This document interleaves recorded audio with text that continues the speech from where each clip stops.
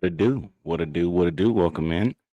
Today's gonna be a great show. Just wanted everybody to know it'll be me by myself today, but the Gridiron is here today. We got a lot to talk about. I told y'all Vegas wasn't going nowhere. I told y'all. Nobody wanted to believe me. Is Dak Prescott playing like an MVP? We'll find out. We're gonna recap the Turkey Day games. Happy Thanksgiving to everyone and their families. Hope you guys enjoyed the holiday. And college football rivalry week is here. Let's get it. It's the Gridiron, baby. Welcome in, y'all. Let's go.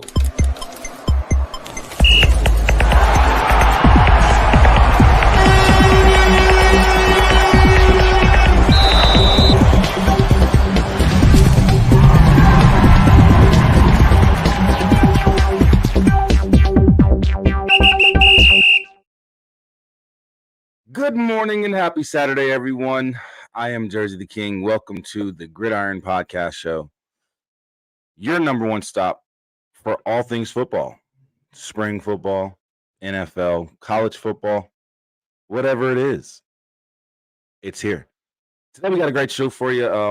Shout out to my boy and co-host Double G Gabe Garcia. He is out today. Black Friday weekend is kicking his ass at work, so he cannot be here today. He's working like a 13, 14-hour shift today. So shout out to Double G. Man, hope you have a great day at work, my brother. But thank you for being the co-host. You already know what it is. For everybody watching on YouTube, for everybody watching on Facebook, I thank you for the support and the love that you give this show and keep us going, helping us grow. Make sure to send your fan mail questions to the Gridiron Podcast at gmail.com. That is the Gridiron Podcast at gmail.com. Welcome in, Hit. Yes, sir. We are in this bitch. Yes, sir. Good morning. Happy Saturday, everybody. Now, today we got a good show. Like I said, we got some things to talk about. Now, I told y'all, the Vegas Vipers wasn't going nowhere. I told y'all, and nobody wanted to listen to Jersey. Jersey doesn't know what he's talking about. Jersey doesn't just live in Las Vegas and has sources in Las Vegas where he lives, where the Vegas Vipers play at. Just saying, Jersey don't know nothing. But I told y'all, there's plenty of places out here for us to make a damn football field. All right? This city is becoming a sports town. We've proven that already in two major sports. The WNBA, back-to-back champs, Las Vegas Aces, let's go. And the NHL. Good morning, B. Welcome in. Good morning, Amanda. I see you watching. He said, I don't listen to people. Yeah, I can't. Y'all know Hit gonna troll today, but it's a good Saturday, y'all. But I told y'all Vegas was not going anywhere. I told you the Vipers, my fan gang, we wasn't going nowhere. We wasn't going nowhere. Hope you enjoyed your birthday. Hope you guys all had a happy Thanksgiving. Again, happy Thanksgiving to everyone. Hope you all had a wonderful Thanksgiving. Today, I actually start the 7 days feast for the Lord. So me and my wife will be celebrating Thanksgiving a different way this year. We're going to be doing it more religiously. So if you're not familiar with the 7 days feast for the Lord, basically we're cooking for 7 straight days, different meals for 7 straight days. So thank you. Well, happy 7 days feast out there to all you who do celebrate that as well. And happy Thanksgiving to everyone who celebrates Thanksgiving. Now, back to what I was saying. We ain't going nowhere, baby. The Fang Gang, throw your Vipers up. Throw your Vipers up. All my Fang Gang Nation fans, all my Viper fans out there, throw your Vipers up. You feel me? Because we not going nowhere, baby. I told y'all. We coming back to strike in 2024. But we don't know what the hell is going on in 2024. But the speculation is this. The Vegas Vipers could be calling the Las Vegas ballpark, home of the Las Vegas Aviators AAA baseball team, their new home. And if that is the case, oh my gosh. And the reason why I'm excited about that is because the LV Ballpark. LV Ballpark is a nice structure. All right. I want to show you guys the LV Ballpark. It's a very, very nice place. And on top of that, let's see if you get any pictures of the actual ballpark itself. Because this would be a perfect place for the Vipers to play at, guys. Listen to what I'm telling you. This would be a perfect place because when you look at this stadium, you guys see this stadium? You see how big this is? That's enough seating for a good 10, possibly 15,000 people. You feel what I'm saying? Now, hold on now. Like, just look at the park. I know you can't really see it. I'm trying to get a better picture of it. Give me 1 second, y'all. Because I want y'all to see how big this park actually is. So let's go look at some images of the ballpark. Because if we can see some images of the entire ballpark itself, then you'll see what I'm talking about as far as the seating goes. And this is a nice place for everyone to be able to. Whoa, don't do that. No, he doesn't. No, he does not. Listen. He does not need to go anywhere. Okay? He needs to stay right here in Vegas because we're not going nowhere. So, with Vegas having the Las Vegas ballpark possibly as his new home, you know, there's no reason at all for. Oh, here we go. There's no reason at all for us to have to leave. Okay? No reason. Or for Jeff Bedette to have to go anywhere. I don't even want to hear that. Now I want to show you guys this. Here we go. There we go.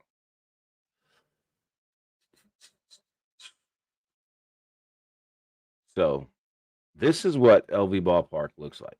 This is how big this stadium is. You can't tell me that 10,000 people can't fit in that ballpark. Sorry, I think that was Cashman. Wow. Nope, wrong one. Why did Cashman just pop up? All right, here we go. Here's an empty Las Vegas ballpark. Look at that. You throw a football field on there, and don't say it can't be done because the Raiders used to play on a football or on a baseball field. The Raiders literally were playing in the dirt. All right. No, he does not. We need him. Jalen McClendon needs him. Okay. We don't know. Y'all ain't get no. We're not making St. Louis a surefire XFL championship team. No, not happening. You tell Coach Beck to go and do his own damn recruiting and leave our players alone. Okay? Because the Vipers ain't going nowhere. We got somewhere to play, baby. We got somewhere to play. All right? So just know that. You see how big this stadium is? You see how big this joint is? This bad boy big. This is nice. This is nice. Salt River Fields. What are we doing? See, this is why I hate damn Bing and all that crap. See, this is why I say the ballpark is a perfect space. Look at all that. Look at all that space. All those seatings. That's 10,000 seats or more. Easy. Easy, guys. That's 10,000 seats or more. Easy. So I'm just saying, we're not going nowhere. All right. You trying to take all our players just because they was on the show? You trying to take all our players? I tried to use Google, but you know what? That's what I'm gonna do. I'm gonna go to Google. And do it on Google. LV Ballpark. because I want y'all to see how big this park actually is. I want you to see how big this place really is, so that you could see that the seating is not an issue. The comfortability of this place is not an issue at all. Trust and believe that. And if I'm correct, there's even a suite inside it. What? Like, what? Better stop playing. I'm just saying, it's plenty of space, and it's really, really nice. It's really, really nice. Like, you have the suites and stuff up here, bro. Come on now. Come on now. No, we're not going. Listen, Amanda, we're not going to allow you Battlehawk fans out there to try and steal all of our players. It's not happening. All right, just because they were on the show doesn't mean anything. We're gonna have to bring back the Fang Nation show this week, or at least attempt to, and try and get Sean Price and Geronimo Allison on. Been trying to get them on, so we're gonna see what's going on. But yeah, I think. What do you guys think about the idea of them playing there? It's bigger than Cashman. It's a hell of a lot bigger than Cashman. It's a lot nicer. It's not going to happen. It's not going to happen. Okay? It's not happening. Y'all over there trying to work your magic and stuff. No, it's not happening. All right? And if it does, hey, it's all right. We'll replace them. I'm just saying. Exactly. Hubs don't get dubs. At least it's not a hub. But no, it's a lot bigger than Cashman. It's a lot nicer than Cashman. It's way more comfortable. Way more seats. I mean, you could really sell out these games. If the advertisement is done correctly, the promotion for the games, the promotion for the team as a whole is done correctly, and the XFL does it right this time, we should be able to sell out LV Ballpark. So if they can get this deal done, we're not going nowhere. We will be a team in this merge, regardless. Because at the end of the day, if the USFL wants to keep all 8 teams from their league, then they might as well keep all 8 teams from the XFL's league. Period. There's no reason to, and I think, and I was talking about this earlier this week with a few people, and Gabe being one of them. I've said this to Dirty, I don't know how many times. I've said this to everyone over the last couple months that we've been talking about the merge. The reason why it's taking so long is because they're getting everything correct. They're making sure that when they make this announcement,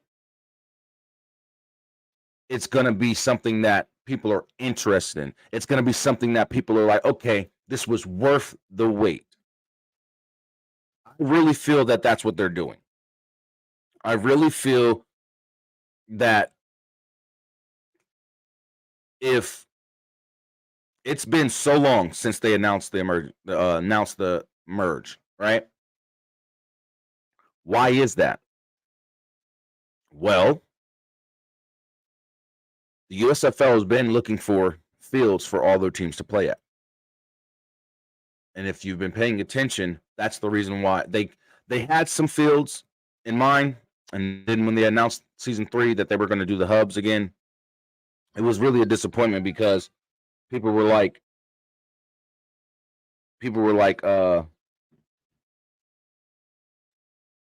we don't know if, damn it, Dirty. We don't know if there's going to be 16 teams, or excuse me, not 16 teams. I'm getting confused here, or jumping around. But we don't know if those fields will work for our USFL teams in the locations, right? Now the merge comes about, and we're all sitting here like, well, what the hell's going to happen? You guys are talking about hubs. Well, I think that the USFL's in, they're looking for fields for these teams to play at, period. I really think that. I think Houston may get moved, and I think Pittsburgh will be going to Canton. Give me 1 second, guys. Let me get Dirty in here.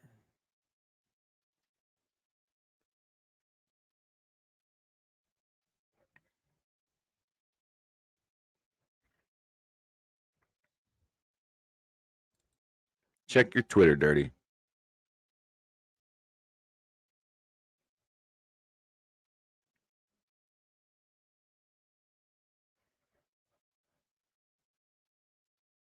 But I really honestly think that that's what's going on. They are looking for a place for these teams to play at. I think Pittsburgh's going to move to Canton. And I think what Rig Rocker and a lot of the Houston Roughneck fans are doing as far as getting these signatures on this petition, making all these different videos, tagging the XFL in all these different videos, and making a stand to keep Houston as a team, I think it's helping. I think the Houston Gamblers fan base isn't doing enough to show that it's worth keeping around, but the Roughnecks is. The Vegas Vipers, you can't, in my opinion, you can't sit here and bring its team to a city like Las Vegas and then turn around and just give up after a year. Why? Regardless of the record, we have the talent. We just didn't have the right coach. So you hire a new coach and then you're going to move the team? Why? The city is becoming a championship city. I don't even know how else to say it. Las Vegas is becoming a sports championship city because the Raiders will get better. Trust me when I tell you, the Raiders are going to get better. You're in Las Vegas now, Al Davis. You have something to do. And that's get this roster better. Period. Get this roster better for the Raiders and turn it to a constantly making the playoffs, contending for the playoffs, being a Super Bowl, possibly Super Bowl contending team. Then you make Vegas a really big championship team. Now, Dirty's been speculating that Vegas wasn't going anywhere, but he's also been speculating that Vegas could possibly move. I don't know, but we're going to bring Dirty in and let him, say his piece. But I honestly think that this merge is taking so long because there's so many pieces that they still have to put together. And with Las Vegas ballpark being available to the Vegas Vipers now, that's another piece that they have to, okay, we got to think logically about this. You know what I mean? So they're really sitting back and taking their time because they want to get this right. They know, the USFL and the XFL both know, if they don't do this merge correctly, spring football fails forever. There's no reason to try and bring it up again. And I think that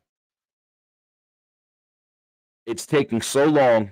They're listening to everybody. They're sitting here they're having all their social media people go through these different Facebook groups, watching these different podcast shows, listening to what we're talking about, listening to what the fans really want, because at the end of the day, the only way the spring league is going to survive is fans. They got it on the football side. That's cool.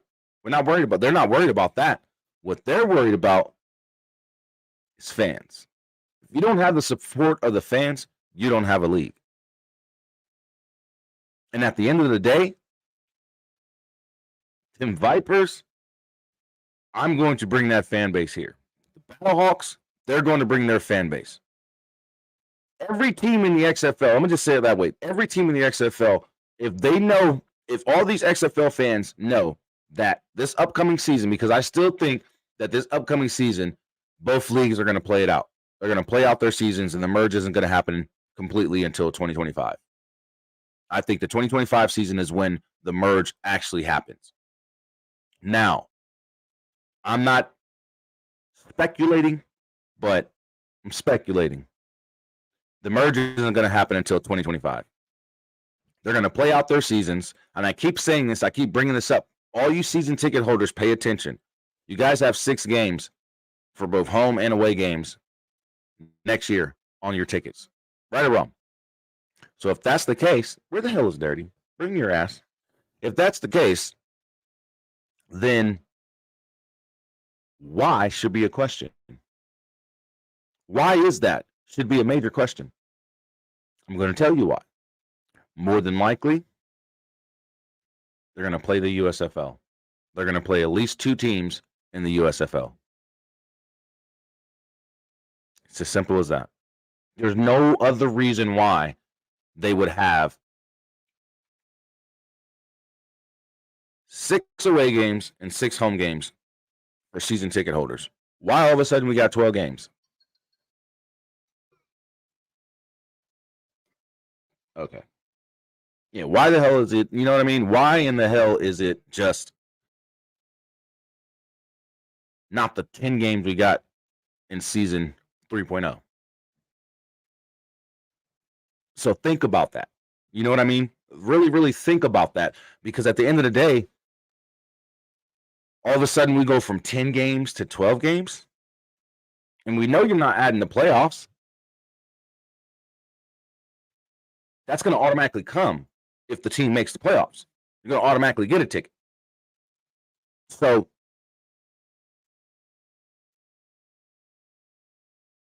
why 12 games this time and not the same 10 that we got last season? Just think about it. Now all of a sudden the leagues are merging. To make them merge correct, why don't you have the XFL play out their season, the USFL play out their season, have the champions play against each other, and crown an inaugural United Football League or National Spring Football League, whatever moniker they're going to use for the league's name, crown that first inaugural champion. That way, in 2025, you can have the merge ready to go. You can have a complete off season during the NFL season. This way, because I promise you, man, there's so many players in the XFL and the USFL that know, and I'm not being disrespectful whatsoever, but they know this is their stop. The NFL isn't in their future anymore, or in their future at all. Some of those players know. So with that, you got to think that we got enough players to keep this league a 16-team league. We got enough players. We got enough players to keep under contract for multiple years on these teams. There's plenty of players out there who are looking to get into the spring leagues just to be able to get a chance to go to the NFL, or to see if this is their stop or if the NFL is their eventual stop. You get what I mean? So you have to look at it from the standpoint that we got the players. Hell, we got the teams. We got the coaches and coaching staff. Just do it correctly. The USFL needs to work diligently to find fields for all their teams. They need to work diligently on making the decisions of if they're going to move teams such as the Gamblers or the Maulers, because I don't feel that they need two Pennsylvania teams. I don't feel they need a Texas team. There's 3 of them in the XFL, and they're all have a fan base. The Houston Gamblers don't really have a fan base, so why keep them around? Just saying. There's no real reason to keep them around if they don't have a real fan base. Move them. Bring back the Jacksonville Bulls. Hell, bring back the Washington Federals. Move a team to Portland. Move a team to San Diego. Move a team to Oakland. Bring back the Oakland Invaders. Move that Houston team to the West Coast. Why not? Hell, you can even move the Pittsburgh team to the West Coast and move Philly to Canton. Canton Stars. Move Philly to the West, or move Pittsburgh to the West Coast. Bring back the Oakland Invaders. Move Houston to the West Coast. Bring in a San Diego team back. Or bring in a Portland, Oregon team. Hell, Keep the New Orleans Breakers in New Orleans and make a new Portland team if you're going to move a team in Portland. I'm just saying there's so many things that the USFL could do. But get these teams fields to play on. That's what it all boils down to. You need to get these teams fields to play on. Because if you don't have fields to play on, then we're still stuck. No one wants a hub. No one wants to go watch a game at a hub. Listen to what I'm saying. Daryl Johnston, Jerry Cardindale, Danny Garcia, Dwayne The Rock Johnson, the rest of Fox Sports, and the USFL executives. We don't want hubs. We are not going to go to those games. I'm telling you, we're not. It's not going to happen. And with Las Vegas ballpark being available for the Vegas Vipers, there's no reason to even think about moving them anymore. Set their ass up at the ballpark. They will be fine. They will be fine. Because now the Las Vegas ballpark could say home of the Las Vegas Aviators and the Vegas Vipers of the United Football League or the National Spring Football League or the XFL, whatever. Just do it. Make it happen. Make a deal happen, guys. Because if you keep all 8 teams of the XFL together, I guarantee you, when you go to completely merge, you'll have a real strong fan base for this new big league. You'll have a real strong fan base, at least on the XFL team side. But you have to keep all these teams and just move either Pittsburgh, move either Philly, and definitely move the Houston Gamblers. You have to move them to the West Coast. That because if you look at it, guys, the USFL teams are mainly in the East Coast, the South, and the Midwest. The XFL is all over the map. But we need more West Coast teams. I mean, most of the teams are a good amount of the teams are in one state, Texas. What's going on, Sandy? Welcome in. How are you today? Hope you had a wonderful Thanksgiving. But yeah, most of those teams are, or a good portion, 3 teams are in Texas. So boom, we got the South. Cool. And this is why I say you can break it up into 4 divisions. You know what I mean? But see, it would still be XFL North, XFL South, USFL North, USFL South.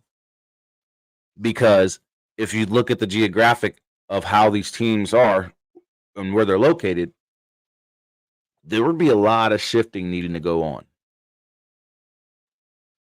And that's just so that it's spread. The 16 teams are spread throughout the country. But I just look at it from a standpoint of there are so many options on how they could move forward with this. But you have to allow the merge to be done correctly. And I think the smartest thing for them to do is make an announcement stating that the USFL is going to play out their season in 2024. The XFL is going to play out their season in 2024. In the middle of the season or during the season, these teams will play each other. There will be one home game played by an XFL team versus a USFL team, and one away game by an XFL team playing a USFL team. Sandy says nothing past the Mississippi for the XFL. No, what do you mean by that? Like there's no team, or they shouldn't add an extra team past the Mississippi? What do you mean by that? Because right now, if you look at it, you have New Orleans, you have the Battlehawks, you have all those Texas teams in that area of the Mississippi. But there are teams past. That's what I mean. The XFL has teams spread around the country. Florida, Texas. I mean, there's no team in Mississippi per se, but yeah, the Florida, Texas, St. Louis, all those is in the Mississippi area or near Mississippi. So, I mean, I'm kind of lost on what you mean exactly. As in, no teams past the Mississippi. What do you mean?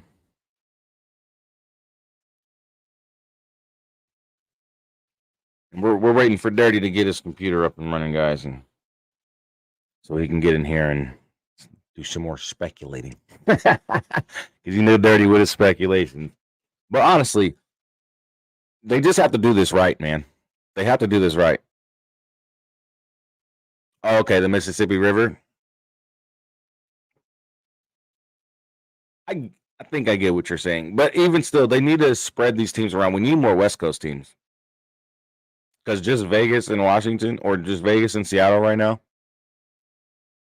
and no USFL West Coast teams at all. You know what I mean? We need to bring back teams to the West Coast. That's why I say this is a good move that Las Vegas ballpark is opening up as a possibility for the Vegas Vipers to call home. Because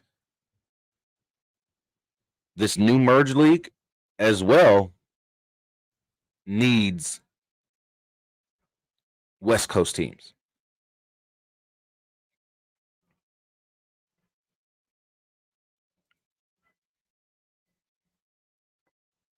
Oh, okay. Gotcha.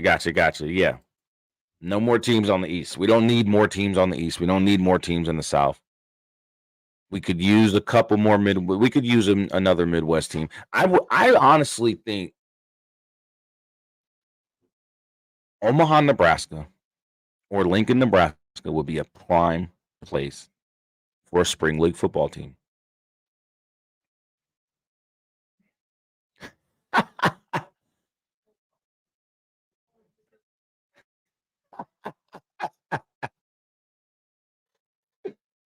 Yo, he said Dirty taking too long. He said Dirty taking long to pop.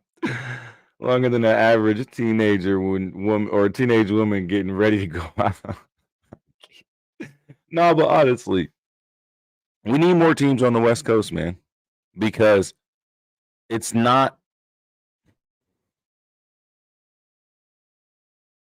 You're not capturing all the fans that you could.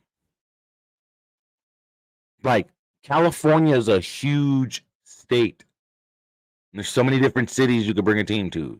Oakland, San Francisco, Los Angeles, San Diego, San Jose, Fresno. There's so many. What's going on, John? Welcome in, brother. Happy Thanksgiving to you as well. John says there were rumblings even from the Dragons about flying out to Seattle. They might axe it for cost savings till they can drop a whole division there. But that's the thing.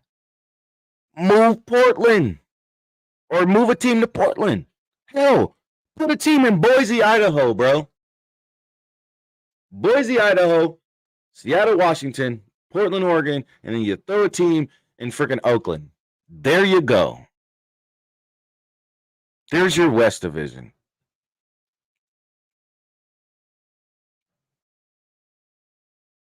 I'm just saying. Or Vegas, Boise, Idaho. If not Boise, Idaho, Oakland, Portland, Seattle. There you go. 4 teams in the West. He said, nah, Cali's running out of water. Running out of water next to the damn ocean. Okay. Here we go. My guy. One and only. Mr. Speculation himself. Whoa. It's not Mr. Speculation. It's Dirty Nostrous, if you want to say that. I mean, let's really look at it. Dirty. Right, Nostra Dirty. I like Nostra Dirty better. Let's really look at it. Has any of my speculations ever not come true? I'm just saying.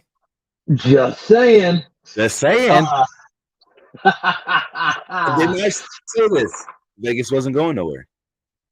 Well, options.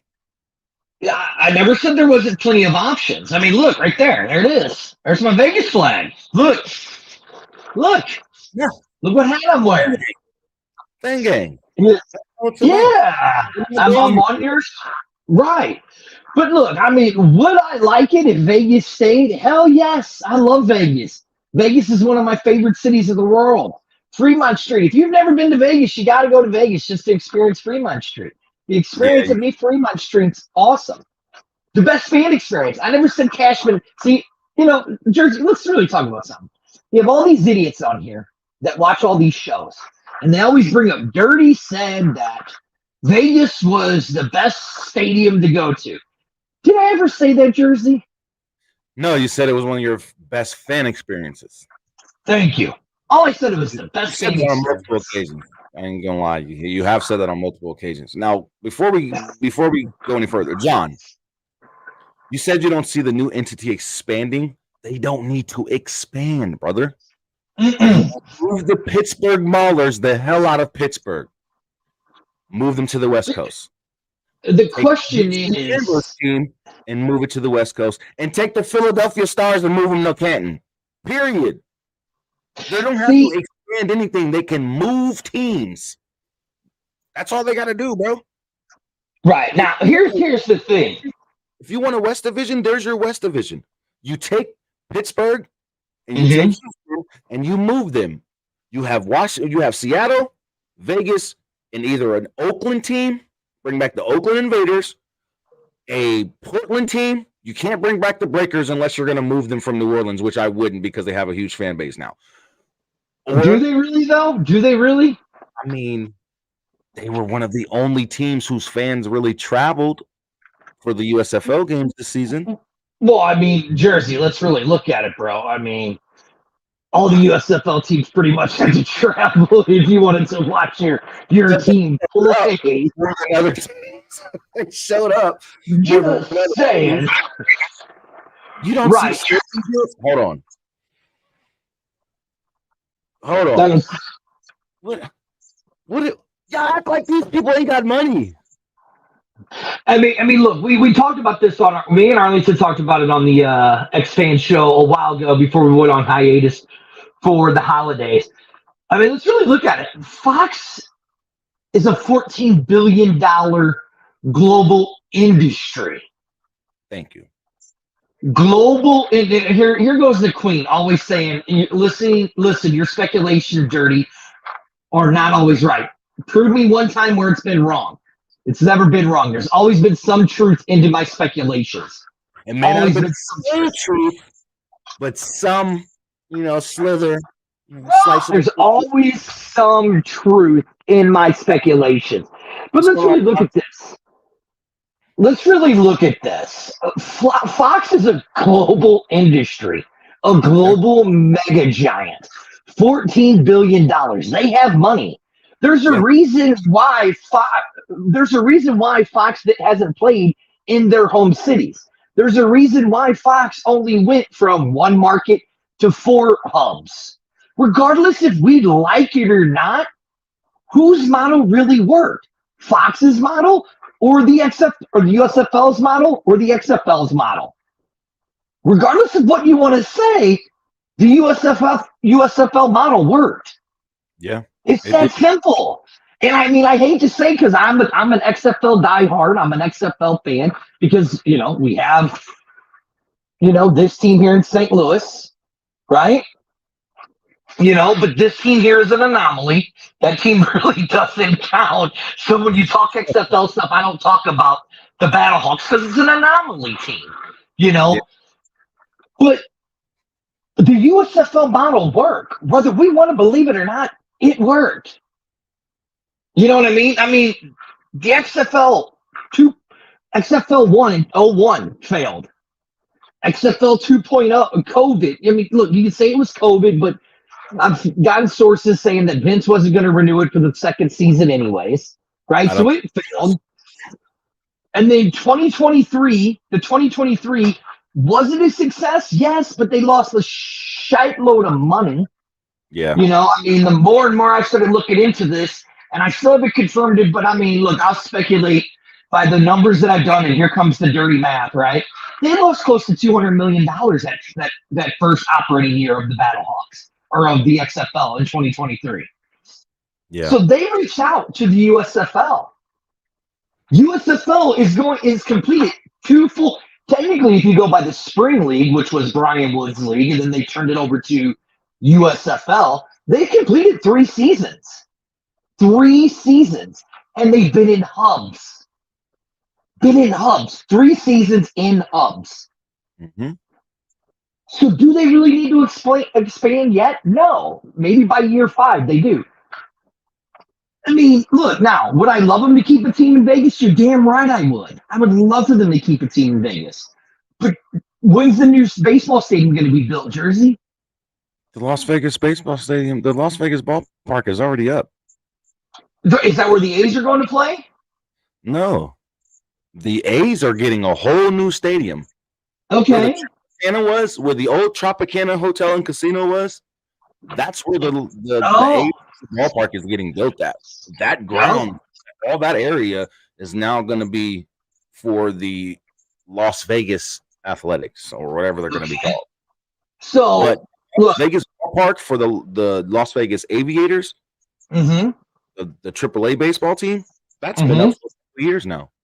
Okay, so now have they said that they're going to put them in that Vegas ballpark? That's the place that they're looking at. That's the only available place for them to be able to even play right now. The Dollar Loan Center is too damn small. Center is too damn small. There's Cashman. It's not worth even doing the renovations. The owner of the Las Vegas Lights soccer team doesn't even want to do a deal. He doesn't want to renovate it. He wants to keep it an ugly ass stadium. Whatever. I don't like that guy. That guy's an idiot. And there really isn't any other place aside from the Las Vegas ballpark to play at. And you can't tell me that them playing on a baseball field wouldn't work because the Raiders did it for years. Oh, I mean, yeah, the Raiders did it for, oh my God, how many years at the Coliseum? That's what I'm saying. So, and USC played at the Coliseum. Yeah, I mean, look. If a professional football team and a college football team can play at a damn baseball field, why can't the Vegas Vipers do it in a spring football league? Look, I agree, and I hope it works. I hope it happens. I hope the Vegas Vipers stay there. But I mean, unless you're hearing something, I mean, I'm still hearing Vegas is moving. You know, you're right. But look, here's the thing we know about this merger. This merger has changed day to day to day to day to day to day to day. It's never the same thing. Going to give out the information now. They're trying to be as smart as they can with this. Listen to what I'm telling you, Dirty. They're waiting because it doesn't make any damn sense to sit here and throw these two leagues together on a humbug with less than a year to do so. Whether you want to count from the day after the XFL championship game to now, regardless, you can't get a merge done that way. Look at the AFL, the Arena Football League, and the league that they merged with. We didn't know nothing about this, but they've been talking about it for over a year. And when they announced their merge, smoother better, no issues whatsoever. So when I look at the amount of time it's taking since they announced that they are going to merge, they're getting everything right. They're getting all their ducks in a row, because if they fail, if they make an announcement that us as fans don't want to hear, spring football is dead forever. And they know it. Here's the thing that I'm worried about, though, Jersey. Here's the thing that I'm worried about. Let's really look at this. I mean, look, we know that we've seen in articles that the XFL reached out to the USFL. We saw that, right? We've seen that Russ Brandon has been the point man in all of this. Yeah. Okay, we've seen that. The question really remains is where are we sitting at? You ask me, and I've said it plenty of times, you look at the XFL schedule from where we were from from 2023 till now, leading up to the 2024 season. We're literally 2 months behind because Jersey, it was just last year, the X Fan Show. 2 weeks ago, we're in Vegas, the 13th, 14th, and 15th at the Apex Center, right there in Henderson. Beautiful town, beautiful center, the Apex Center, UFC Apex Center for the XFL draft with the mayor. We were there. Beltway, if you guys don't know, it's right off the 215 Beltway. Beautiful. Exactly. We were there. They didn't do the draft this year. Okay. Now, rumors have been having it. We've heard that, January or December 8th is they're talking about some kind of draft. But if you go back and you watch the Kobe Tucker interview that he did with his kids, with his hometown school, they said it was supposed to be the 15th, 16th, and 17th of November. That's passed, right? It was right after Thanksgiving. We had the schedule released for the XFL.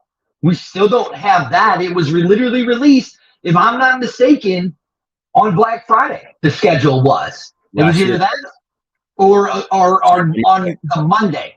It was either Black Friday or Cyber Monday last year when the schedule was released. Because the second day they released that training camp was going to start in January or right before January, and they were going to have like 5 weeks. It was going to be like the last week of December, going into January, and that's what's going to be their training camp. Right. Now, here's what worries me: is you see all these letters of intent. Okay, this is what scares me about the XFL. You're seeing these letters of intent that they're signing, right? Now, look, if you want to be taken serious, look, in as much, and I'm not bashing the XFL or anything like that, I love the XFL. But if you want to be taken as a serious league, then why are you doing letters of intent? It looks Bush League. This looks Bush League. Exactly. This isn't college, and that's what you look like. Don't get me wrong. You can tell that tickets are selling. I mean, if you keep track of it, right? I kept track of it. I've been keeping track, and just in, I think it was last I had checked was on Monday, okay? And over the weekend, last weekend, the Battlehawks had sold like 250 tickets in a 3-day period, right? Right. Then I looked, and then the DC Defenders had sold roughly almost 1,500 tickets for the month. Okay, I mean, you can go on their website and see the tickets that are selling.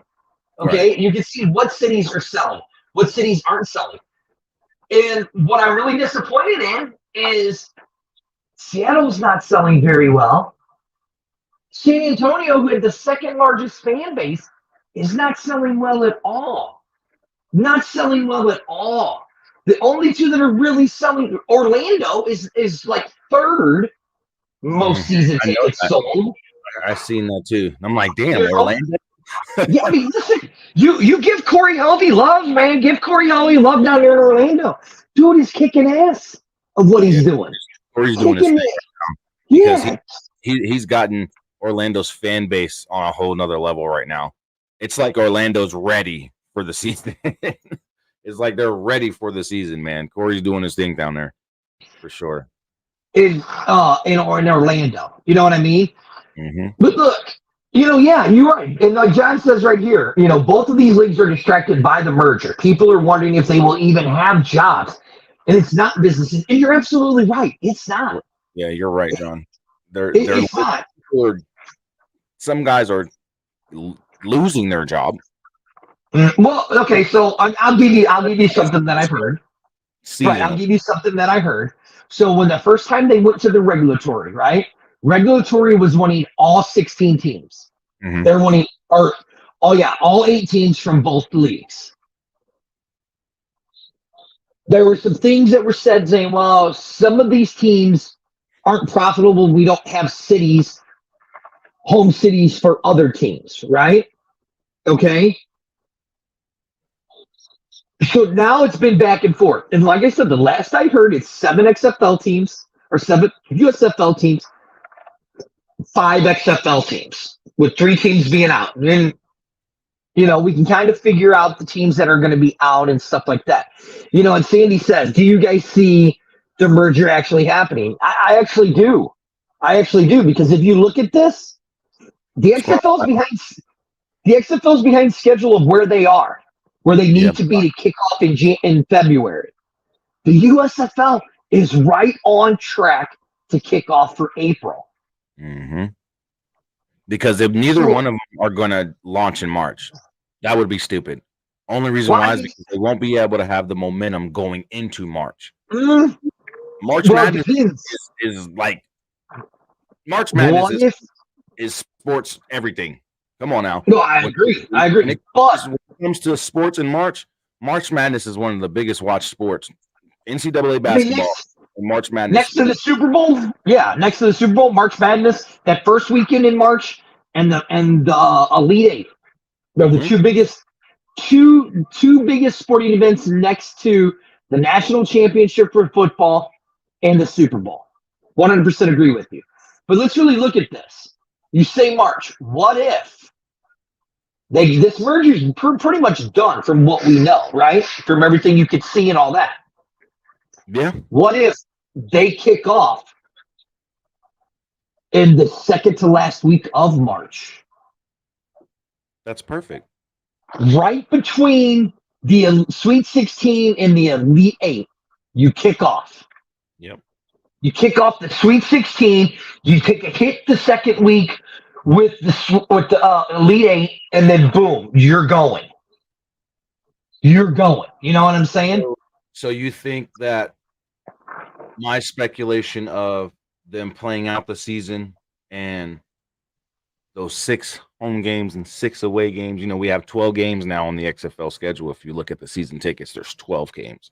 But do you think my speculation of them playing out their seasons and just having interleague games, 1 home and 1 away, and then actually going through the playoffs, crowning a champion for each league, and then having those 2 champions play each other and crowning an inaugural champion? Now look, league, wouldn't that work better? Hey, listen, in a real world, okay, it's very easy. If you kept all 8 teams, you could have 2 divisions. You can have the XFL and the USFL division, okay? Yep. You can have 2 of them, all right? Then you play your 12 games, like you said, okay? And then you have you have your top 4. Then you could have your top 4 teams in the USFL and the top 4 teams in the XFL playing a playoffs. Top 2 USFL teams would play. And once you get down to 2, then you have your XFL champion and then you have your XFL championship game and your USFL championship. They play, and then boom, you have it as your National Spring Football League champion. You know what I'm saying? It's very well possible. They could I think it should be done that way this year to set up the perfect merge. Because if you don't, what the hell are we doing? Like, well, here's what we've. Okay, let's really look at it. I'm gonna bash spring football. When has spring football ever really cared about the fans? Never. Exactly. It's never cared about the fans. Even this past season for the XFL, as much as I love the XFL, as much as a diehard fan of the XFL I am, since Vince McMahon brought it out when WWF was still WWF. Right, yeah. You know what I mean? They didn't give a damn about us last year. They did not give a damn about us this past season. You can talk that talk, Danny Garcia, Dwayne "The Rock" Johnson. You can walk the walk. You didn't give a damn about us, because if you did, you wouldn't have lost $200 million. Well, now look, I don't know. Look, it was reported they lost 60, so let's go there. I'm just saying, you do the dirty math, you kind of look at stuff. To me, it looks like they lost more than the 60 million. I got it closer up to about 200 million. Like, here, prime example. The Queen sent me an article just the other day that they were talking about that the XFL was paying their guys $60,000 to play, right? And then on top of the food and insurance that they were providing 2 meals a day plus insurance. That was another 20 grand. So that's 80 grand a year. Okay. Now you had how many players on your team? You had 54 players on your team? Okay, you time 80 grand by 54, you're talking $34 million just in players' salaries in health insurance. And room and board. No, that wasn't even including room and board. That was just their playing of the games and their insurance and their 2 meals that they were allowed. Doesn't include their room and board jersey. Who the hell feeds football players 2 meals a day? But I mean, that's why they were paying them $60,000 for 20 weeks. I mean, shit, I'd take $60,000 over 20 weeks. Would you? I definitely do that. Yes. I mean, right. In a heartbeat. In a heartbeat. Yes. So you really have to look at it. I mean, it's so what business? I mean, again, it goes back to what business model was the best. And I mean, look, what I love for Vegas. I mean, like I said, they got a great deal on Vegas at 50,000 for Cashman, right? Okay, if you really look at it, Cashman might have been the only city where they were actually profitable. Yeah. They might have been. I mean, St. Louis, I think St. Louis, they probably came close breaking even or just barely broke even, right? Right. But, I mean, you look now at St. Louis, they're opening up the 400s. They should have done that in the very beginning. They should have done that in the very beginning. You know what I'm saying? Even Seattle. Yeah. They didn't. They barely broke even, if I'm correct. Yeah, 2 meals a day. That's prison lunchtimes. I mean, look. They look. You screwed Seattle over. Let's not get it twisted. They screwed Seattle with the scheduling and all that stuff. You know what I'm saying? And I mean, here, prime example. The team behind me, the Brahmas, they kind of got screwed over too with some of their scheduling. Yeah. Of when their games were. So, I mean, was February really the good idea? Because you didn't get a Battlehawk game until almost week 4 of the season. It was week 4 of the season. You didn't get a home game. Yep. I know everybody keeps going, well, it'll be hot in the South, blah, blah, blah. Guess what, though? Don't drink like an idiot. Drink water. Drink your beer, then drink the water. That's how you stay hydrated. Chase your beer with water. Right? Stay hydrated. I mean, listen, we talk about spring football. Technically, spring doesn't start till March 21st. It doesn't end till June 21st. That's spring. We're still in winter for the first 6 weeks of the XFL season. So is it really spring football or is it winter football? I mean, guys. If you look at the seasons, starting the football season in January or in February, there's still snow on the ground in some places. Hell, even in March, there's still snow on the ground in some places. We've had snow in March. So here in St. Louis, like Dirty's asking you guys, is it really spring football when the start of the season is not in the spring? Just saying. You want to make it actual spring football, and I think this is where they're leaning to. Like, if you look at everything, I think they're seriously going to start the season right around spring, and they're going to end it right around the last day of spring, or the first day of summer. Or is start the season, like you said, towards the end of March, when spring comes. You've gotten March Madness out of the way. Pretty much, yeah. No, who's really watching baseball in April? Unless you're... You want to know why? Because that's when the season opens. So that's the only challenge is baseball. That is true. Really. Because right now, the only reason, if you notice, the only reason why the MLB has changed up last year is because all these old people were just watching. No young kids and no young people were watching baseball. Now, look, I'll say this. In St. Louis, your opening day is pretty much like a St. Louis national holiday here in St. Louis for the Cardinals. I mean, when it comes... Yeah, when it comes to baseball in St. Louis, it's an I mean, they'll sell out the stadium that weekend. Okay, but even when we had the Battlehawks and they played right around opening day at the same time, they still pulled 33,000 in at the Dome. Okay, I mean, whether you want to believe it or not, St. Louis is a football city. It was shown. And I mean, I like what Sandy says here. She goes, "We had snow in April," and that is true. We have had snow here in April in St. Louis. You know what I mean? Yep. To me, if you want this merger to work, okay, you move it. You move back the XFL start. You move up the USFL start, and you have them start that second to last week in March, because now you're an actual spring league. And then You're an actual spring league. If you have both leagues playing at the same time before the full merges happen, because this is how I look at it. If they don't do the full merge this year, right? Mm-hmm. But they push back the schedule because that, if we're looking at the timeline from last year, the XFL is behind schedule. They're on XFL's actually on pace to start when USFL started last season. Mm-hmm. So if we look at it, they may be merging and actually going forward with the merge. But if not, they may be thinking of it this way. How about we just have both leagues start in April or around the same time, where it's like the NFL, multiple games on. Oh, I'm watching this USFL game, but I also got this XFL game on all at the same time. Just like you're watching Kansas City Chiefs versus the Miami Dolphins and the Buffalo Bills versus the New York Jets at the same damn time. About it. Right. You think about it, Jersey. If you do it that way, okay, you can have 3 games on a Saturday, 3 games on a Sunday. Yep. It would work.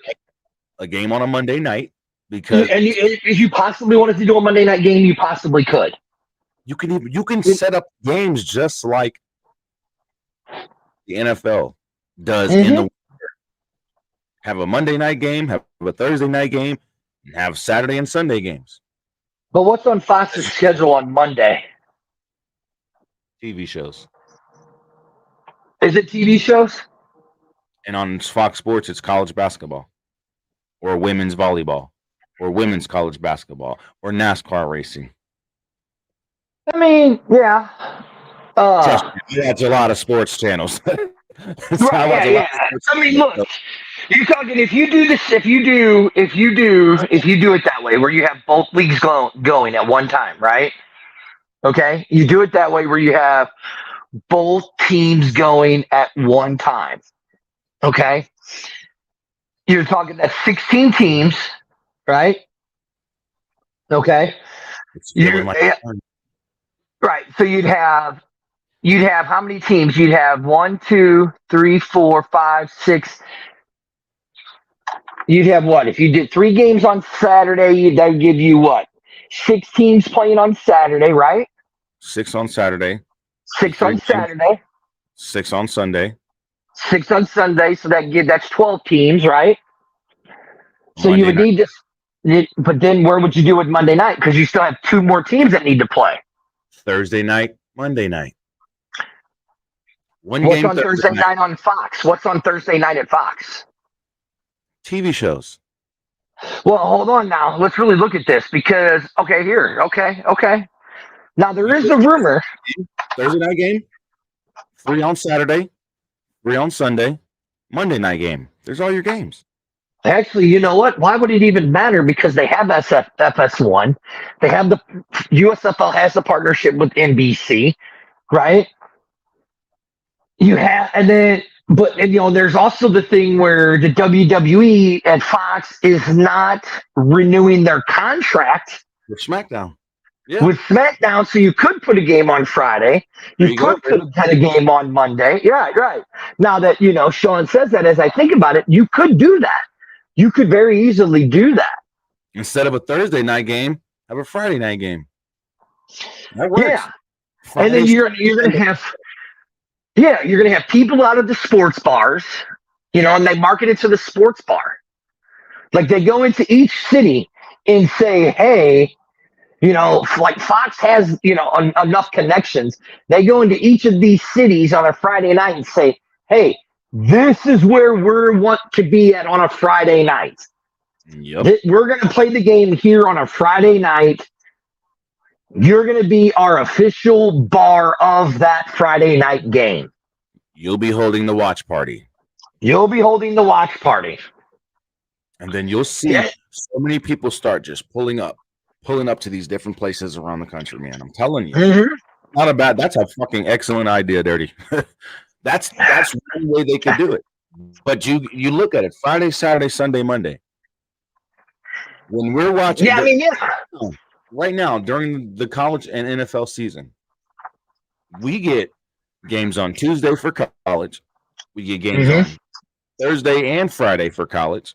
And if not Mhm. Thursday, or they still do Tuesday, Wednesday, and Friday. It may not all be Power 5 schools or Power 5 teams, but there's college football on a lot throughout the week. And then Saturday. Then you got Sunday, Well, Monday, and does it really? NFL. I mean, look, college football is another anomaly of its own. I'm not a fan of college football. Um, yeah, and I haven't been for a very long time, but I'm starting to become more of a college fan is because now these kids are actually getting money for their likenesses where before they weren't. And in my opinion, it was just modern day slavery. They were using and abusing these kids. I mean, these kids were getting hurt, but now they're actually giving these kids money to actually play and to make money. So I'm starting to loosen my stance on college football, right? Uh, it's just going to be interesting to see how all this works. Yeah, because there's so many options, man. And I'm telling everybody, like, they're watching our shows. They're paying attention to what we're saying. We're speaking from a fan's point of view, but also from a sports analyst point of view, from a business point of view. You know what I mean? And Mm-hmm. they're not idiots. They may be rich and come off as rich idiots, but they're not idiots. They know what they're doing. But they need to Right do now. it correctly. And they need to set up the schedule to where, because there's no reason why they can't have a 16 team league. There's no reason why they can't. Look, I'm And not disagreeing with you. because the XFL teams are already set up. They already have places to play at. And for Vegas's sake, they are looking into the Las Vegas ballpark. So that And means I all mean, 8 of your XFL teams are already ready to go. You have what, 4 hubs? And out of those 4 hubs, 3 of the teams can say this is our home field. Ford Field for Michigan, Liberty's Field for Memphis, and Protective Stadium for Birmingham. And then they okay, move so teams to Canton, and you call Canton home. Now you have 4 teams with home mhm, field. Go find 4 mhm, other fields. mhm. Don't sit here and add 2 more hubs and say you can't go and get 2 more fields. Because if you're going to have 6 hubs, then you can have 8 fields. You get what I'm saying? If you can have, you're going to add Listen, 2 more I hubs. 100% get what you're saying. You know what I mean? Then you can go out and actually find 4 more fields and set it up to where they move Houston to Canton, move Pittsburgh to Canton, one of those 2, and get a team on the West Coast in the USFL. Boom. You have 8 teams, 8 fields for the USFL teams, 8 fields for the XFL teams. Start your damn league up. It's that simple. And they make it seem like it's not that simple and money talking bullshit walks. But let me tell you something. Fox has the money. Dwayne Johnson, Danny Garcia, and Jerry Cardindale have the money together. The Rock has the money by himself. Let's keep it 100. You sat here and bought a mansion. You bought a whole MMA fighter a damn mansion. You can't take a couple double-digit millions and put it into a football league to help you succeed. Remember, you're the player 54. Right now, here, so you talk about ratings, ready? You talk about ratings, and I just Googled the most popular U.S. sports league to watch, okay? So it doesn't give me how many people they surveyed and all that stuff. Number 1, of course, is the NFL at 65%, right? Number 2 is basketball at 51%. Baseball is at 42%. College football is the number 4, fourth watched sport. 30%. And then rounding out the top 5, you ready for this one? NCAA college basketball, men and women's Yep. at 25%. Those are Then your it's top five. UFC. Then it's MMA and combat sports No, after that. well, no. Then you Right? got auto racing at number 6, hockey at number 7. Shit. Well, that's NASCAR at number 7. Formula One is number 8, and then number 9 is combat the UFC. Jesus. When is this article though? It looks a little older. I know, 2023. Is Bellator still around? Because it said Bellator is number 10. Bellator was just purchased by PFL this past Oh, month. that's right. It was, wasn't it? Okay. PFL and the Bellator is setting up a Bellator champions versus PFL champions next season. Yeah, that's right. Setting up the global MMA powerhouse between the two companies. So, yeah. So look, it's really on how you want to look at this. I mean, look, so it's going to be interesting. Look. Who's winning that Ohio State game, Rig? I don't even know right now. My phone fell and I'm not picking it up. Yeah, who cares? Hopefully Michigan. Hopefully Michigan is winning that game. What? You're going for the sign-stealing cheaters? Really? Are you serious? Jim Harbaugh was an idiot like Bill Belichick and got caught. They all steal signs. Shut up. I'm tired of that crap. Steal signs. They all steal signs. To that extent, you done put a whole idiot in the damn and someone else's sideline. Exactly. I'm not a fan of the color red. So when the majority of your uniform is red, I don't like it. Just like I don't like the Chiefs because the majority of their uniform is red. And I don't like the Buckeye. He's a goofy looking bastard. Have you seen the Buckeye? He's a goofy looking bastard. I don't like the Buckeyes. That's all I'm saying. Herbie Husker all day, baby. Yeah, but anyway, Michigan's cheating and driving. Okay, right. Like, look, would it be smart if they kept all 16 teams for this merger? Yes, it would be. Okay, would it be beneficial? Yes, but would it though? Because other things that I've heard. Look at the traveling going to the West Coast. How expensive that is, even out of Arlington. You know what I'm saying? It's still expensive. It's still expensive to do. For who? All these billionaires that run this shit? But, okay, here, Jersey. What do you think? You have to put in money. You have to spend money to make money. Jersey, I agree with you. What do you think really look at this? Why do you think the NFL made it to where they are? That's true. But let's really look at this. 4 years to merge. Like the merge between the AFL and the NFL really took 4 years, you guys. But look how successful it became. Mm-hmm. And I mean, look, the USFL and the XFL should do the same thing, similar. Maybe if they're smart, that's how they should do it. You know what I'm saying? Like, look, I would love, like, if you're saying that what you're hearing is that they're going to keep Vegas in the Vegas ballpark, right? That's what they're looking at. I'm more than happy for it. I love it. I'm going to go. So you got me all fired up, Jersey. I'm on my phone. I don't even know why. My computer was acting up. I don't even have to sit I'm going to sit outside where it's nice. You know what I mean? Let's go. Like, I'm just going to take a tour. I mean, I have a bunch of goofy stuff going on in here in my house. It's starting to become decorated. There's somebody's studio. I don't know if anybody knows whose studio that is behind me right there. Yeah, that's the queen.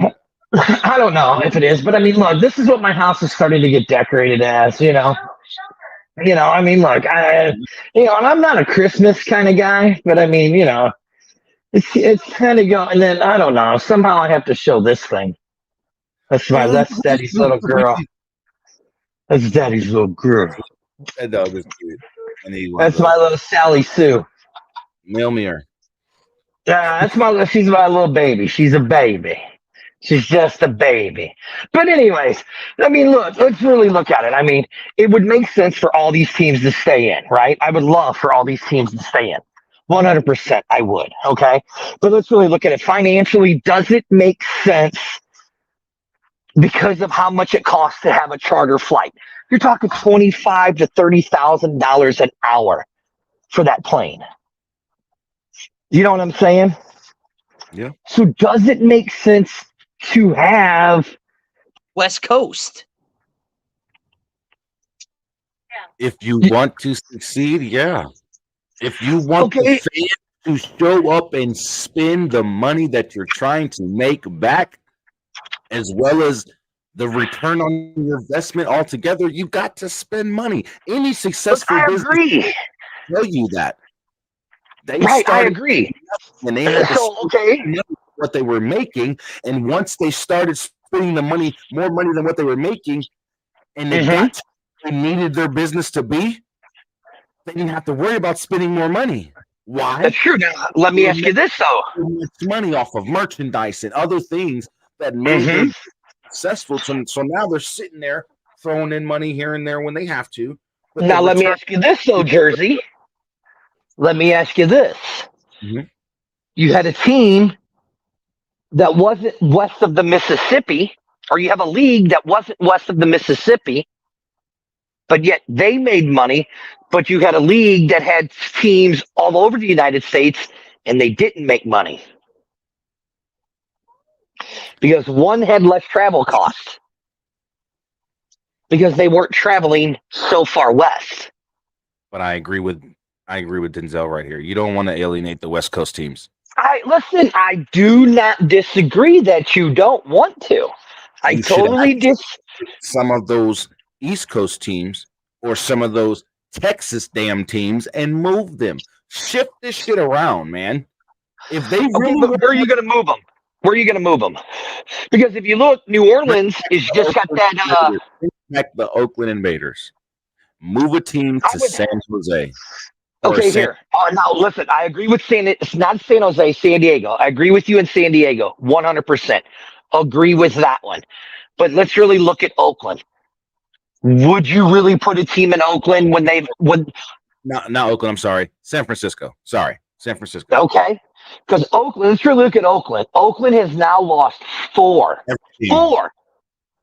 major sports teams. And the crazy thing is, the WNBA team that's going to the Bay Area, they're going to San Francisco with the Golden State Warriors. So we've taken every team aside from the Golden State Warriors from Oakland. Yeah, exactly. Look, do I agree? And I've been saying it for years. Do I agree that Vegas is going to be a sports mecca? Yes, I do. There are plenty of places outside of, not just in Vegas, but I mean, Henderson is what, 5-10 minutes outside of Vegas? Yeah. Right? Literally. Boulder City, I mean, it was a 15-minute Uber drive to the Apex Center when we were staying at the Excalibur Hotel. Okay? Boulder City's only like an hour away, if that. It's like 45 minutes away. I mean, shit, you got people that are in San Francisco that are driving to Santa Clara, which is 45 minutes away, to tailgate for the 49ers every week. So do I think they should keep that team in Vegas, somewhere in Nevada, close to that Vegas area? Yes, I do. Yes, I do. Do I think that they should keep the Seattle Sea Dragons on the West Coast? Yes, I do. But so if you want to do that, here's what I'm saying. You take the New Orleans Breakers, right? Even though they're working out that deal with that little baseball stadium down there, for the Breakers to play in, right? But you take the Breakers, you move them to Portland. You got to have more. If you want to keep all all these teams, you got to have more teams on the West Coast. You have to have at least two more. And that's why I say San Jose, or I keep saying San Diego. San Diego. Mm-hmm. San Francisco. Washington. No. We'll keep Seattle where they're at and bring back the Portland Breakers. Move the Breakers back. Now, so here's how I would do it. I would take the Breakers, move them to to Portland, okay? Then I would take the Gamblers. And if you haven't signed a petition yet, go on the Houston Roughneck page and sign the petition to keep the Roughnecks in Houston. But then I take the Gamblers and I would move them to San Diego. Yep, that's exactly. Keep Vegas somewhere keep the Vipers somewhere close to Vegas, right? In Vegas, we got somewhere to play. Keep them in Vegas. You keep saying somewhere close. Keep them in make this deal happen with the Las Vegas ballpark. Make the deal happen. Okay, keep going. Right. Okay. So now you have now you have your West Coast. Now you have your West Coast teams. Yeah. That makes it easier for the travel if you do it that way. That's the problem is the traveling, even from Arlington to Seattle, is still expensive. It's still expensive. But wouldn't they get That's what I'm saying. package deal for the season? But they didn't get a package deal now. They didn't get a package deal this year. Because they didn't do it correctly. And that's what pissed me off with the XFL. You sit here and you got all this knowledge, you say. You sat down with all these people from the NFL. You didn't think about travel? Hey, American Airlines, let me get a deal for... Well, they did. They chartered them. They chartered the planes because they didn't want the guys having to walk through the airports. So they chartered planes. Yeah, you're talking, that's $25,000 an hour. That's stupid. Because the NFL players don't give a damn. They will walk right through the damn airport. So, I mean, look. So, yeah. I mean, they get a special entrance to get onto their airplane. You know what I'm saying? Yeah. But, I mean, look, we're comparing. And that's the other thing that I've started to realize is that we're comparing these spring leagues to a league that has been established for over 100 years. You know, that has made the money and all that. Like if you really think about it, the NFL used to do it real cheap back in the day. Real cheap back in the day. You know what I'm saying? Yeah, like if you were playing, like if you were Green Bay and you were playing in Chicago, guess what you did? You traveled the week before by bus to go to Chicago. You were in Chicago the entire week and you practiced in that city. Yep. You know, now I get why the XFL did what they did. They had the one hub. Like, look, we can sit here and argue all we want about the hubs. The USFL showed that the hub model works. Whether you want to like it or not and agree with it, the hub model works. Does the hub model suck? Yes, it does. Yeah. But if you're a true diehard fan, you're going to watch your team no matter what. No matter what. You want this league to succeed. I agree with that Colorado move. You bring back the Denver Gold. That makes it a little travel for some of those South teams. Like Arlington didn't have that long. You know what I mean? Now, if we're talking Orlando to Denver, Washington, D.C. to Denver, or something like that, yeah. But I'm just saying. But does it, though? Think about it. If you're still practicing in a hub, okay, you've seen we've had players on all these shows. You had Jeff Badette, we had Trey Watson. You heard what they said. I mean, we had Jeff Badette and Sean Price. You heard what they've even said on these shows that, yeah, it was great practicing in one city because we all got the same exact care. Yep. We all got the exact same treatment. You practice in the hub, you travel out of one hub or whatever, it's going to be cheaper. Yep. Because if you got a game in Colorado, all teams are going from, or both those teams are traveling from Arlington straight to Denver. Or wherever, Birmingham or wherever they decide to have their hub. You know, like if you do this 16 teams and you have, 8 hubs, right? Then they're traveling from their hubs. True. You know what I'm saying? Like you could have a West Coast hub.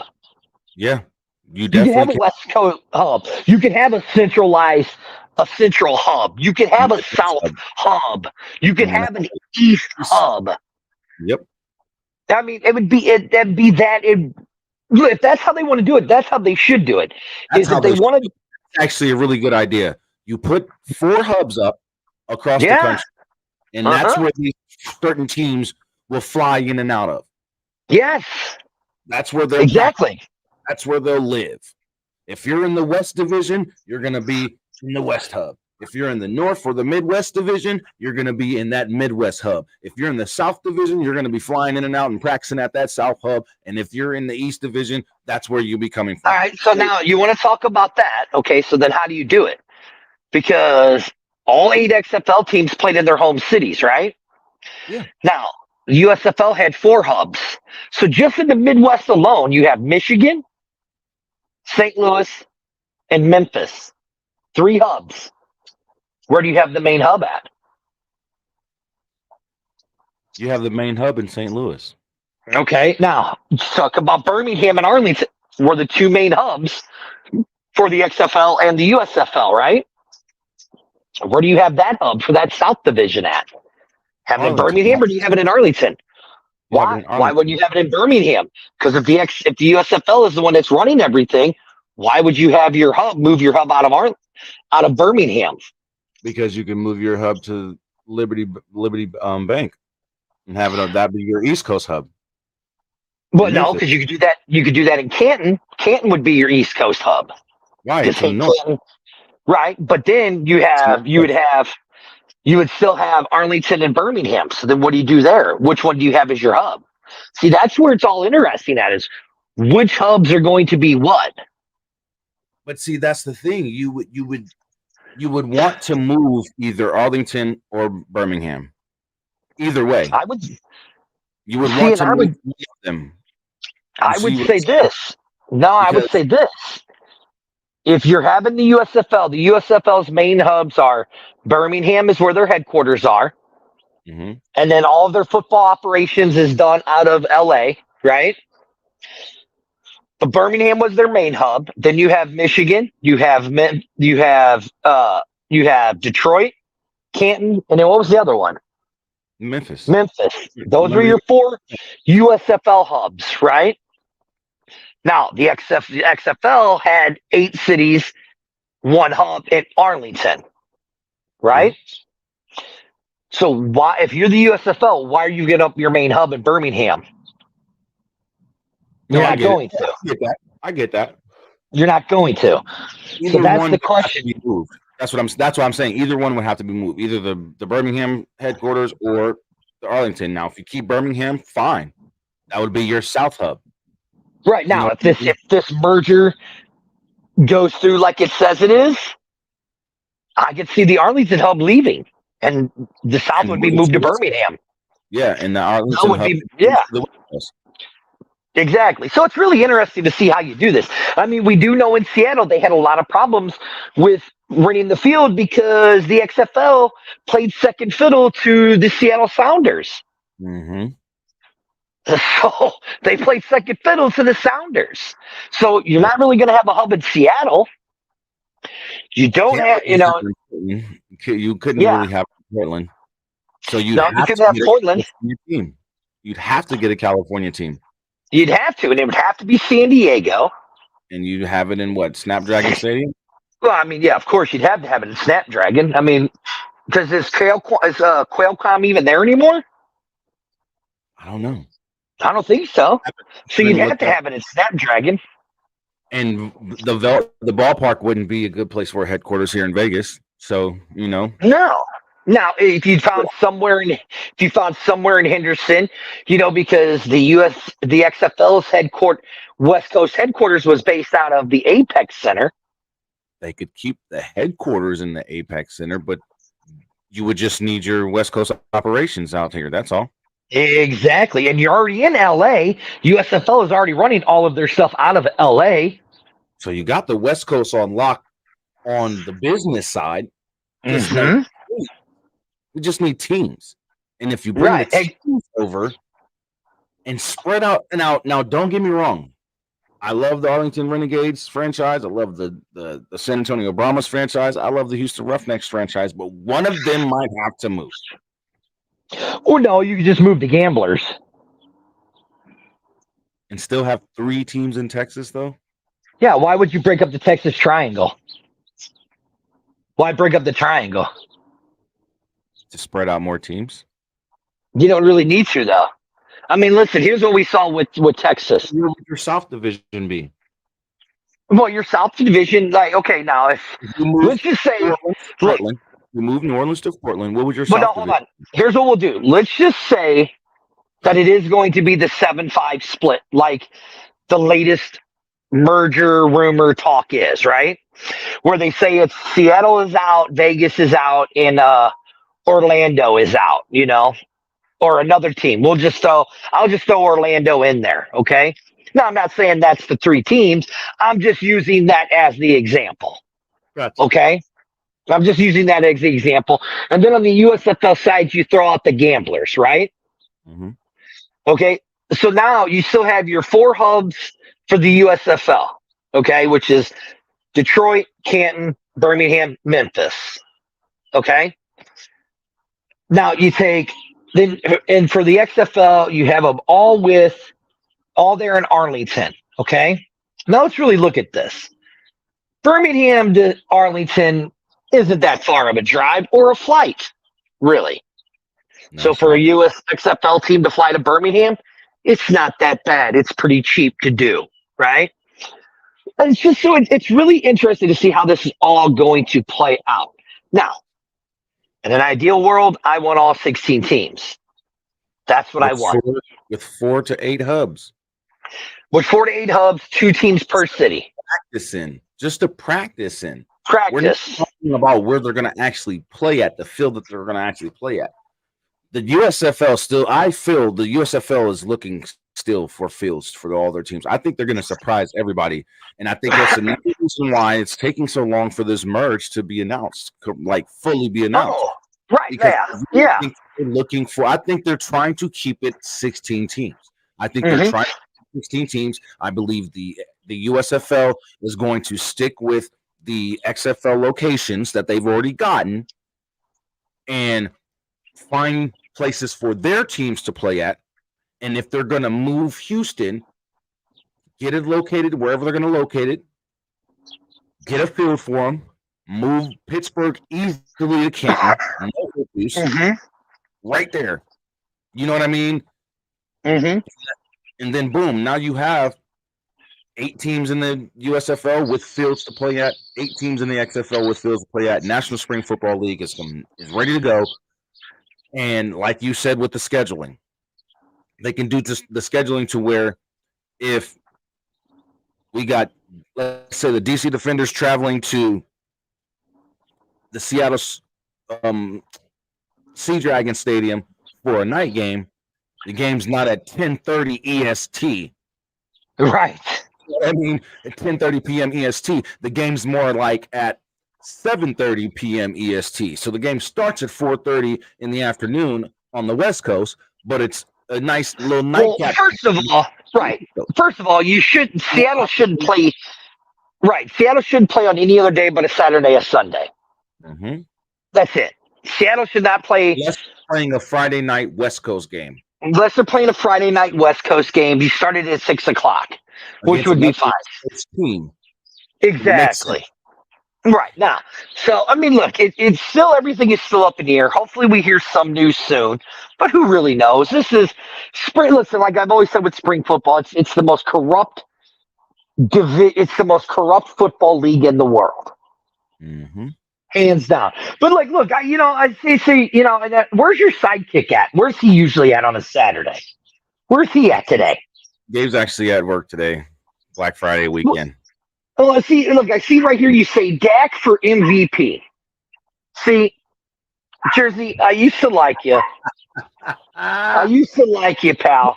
No, wait. It's just a question. It's just a topic because And I'm going to give you the answer. I don't believe in Dak yet. Yes, you do. Yes, you do. Yes, you do. Jersey, yes, you do. Yes, you do, Jersey. I love you, buddy, but you do. You do. Until you get the divisional round and actually does something in the playoffs, aside get from a wild card win and then get booted in the divisional round, we had a first round bye. We were the number 1 seed.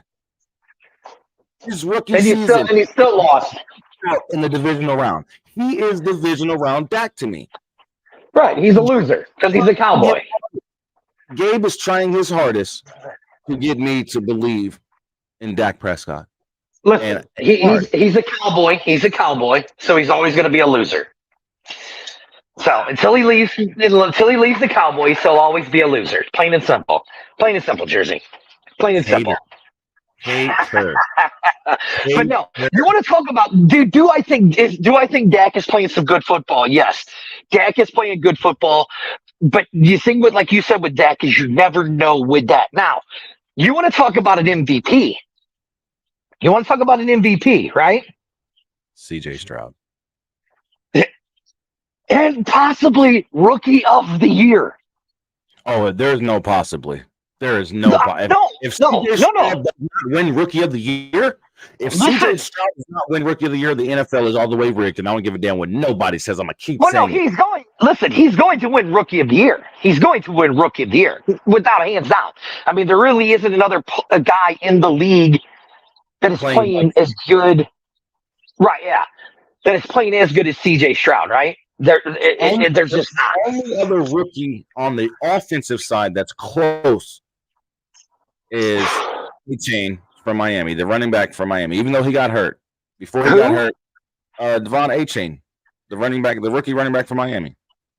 And no, I'd say Bijan was better than those. Guys. Bijan's name is in the conversation for Rookie of the Year. But he has not put up as many yards as Devon Achane. No, that is true. You're right. That is true. Trust and believe me, brother. I've been paying attention to that young man, especially when he got hurt. You could see the difference in the Miami Dolphins when Achane went down, even with Mostert there. So fix that. You still there? Yeah, I'm still here. There we go. I had to fix my sound.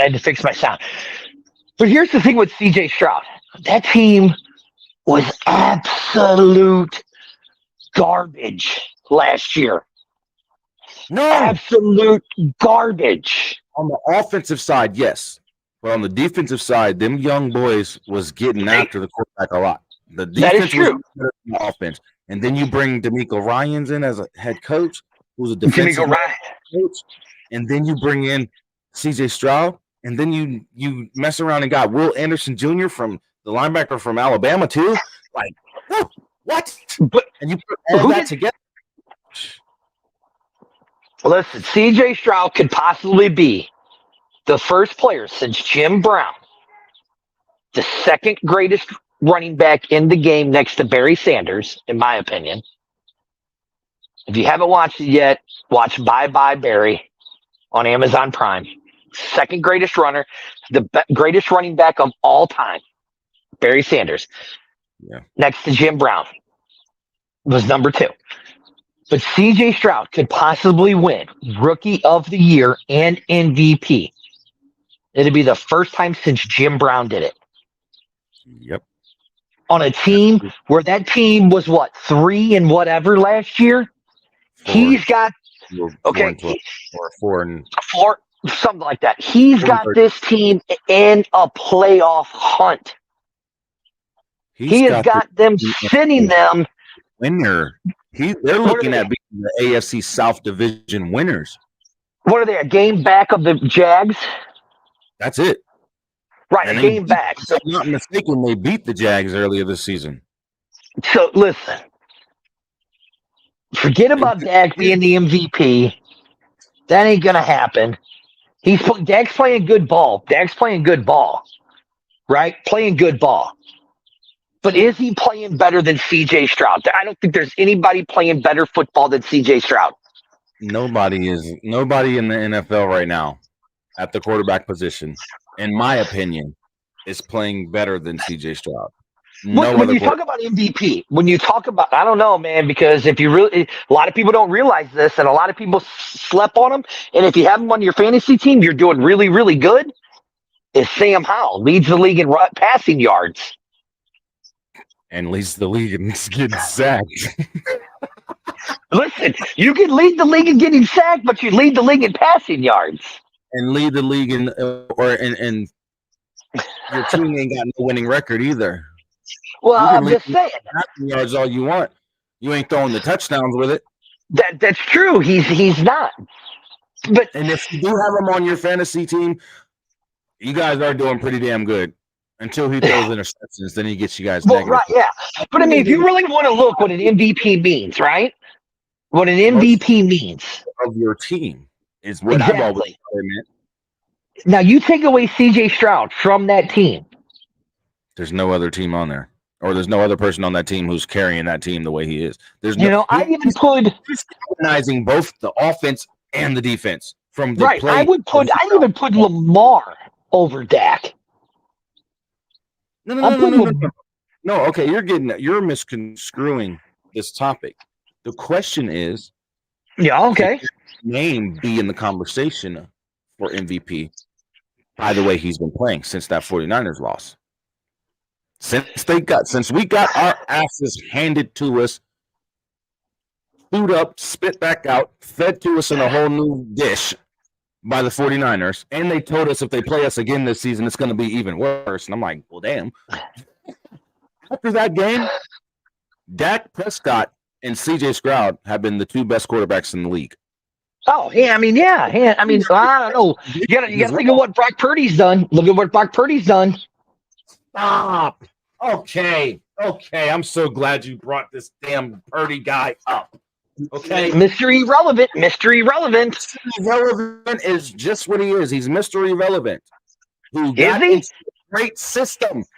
Look, yes. Is he? I proved this. No, matter of fact, he proved it. When Deebo Samuel was out, Deebo Samuel is the most important piece on that offense. Well, no, whoa, stop the clock. Whoa, stop the clock. What's wrong with you? Stop the clock. Are you wait a second. Are you forgetting? Important. Stop it. Jersey.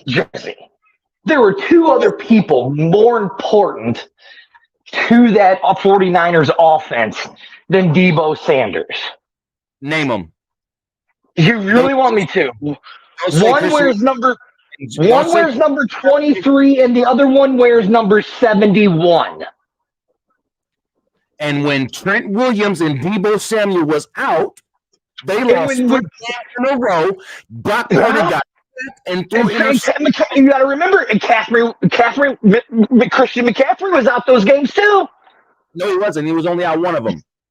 No, okay, still, at least he kept him in. At least he kept him in the game. Here, my computer's working, so watch this. Now you got me all fired up. You got me all fired up. His 3 losses, Brock Purdy played his worst football that we've seen today. Put me back in, because now I have my actual studio up and running. So let me do this. Fired up now. Got me all fired up. I'm gonna sit there smoking this little cigar. Listen. All Listen. that stuff. What? In those 3 losses, and my wife, hold on. He's got to go get his woman to help back him up because Dirty's right. Dirty Nostrous Dirty is right. Die hard, 49er. Okay? I have to live with this shit. You see this shit? Yeah, that's good. Household, right? That's good. Yeah. That's good. Even I have explained to her that Brock Purdy was not an elite quarterback.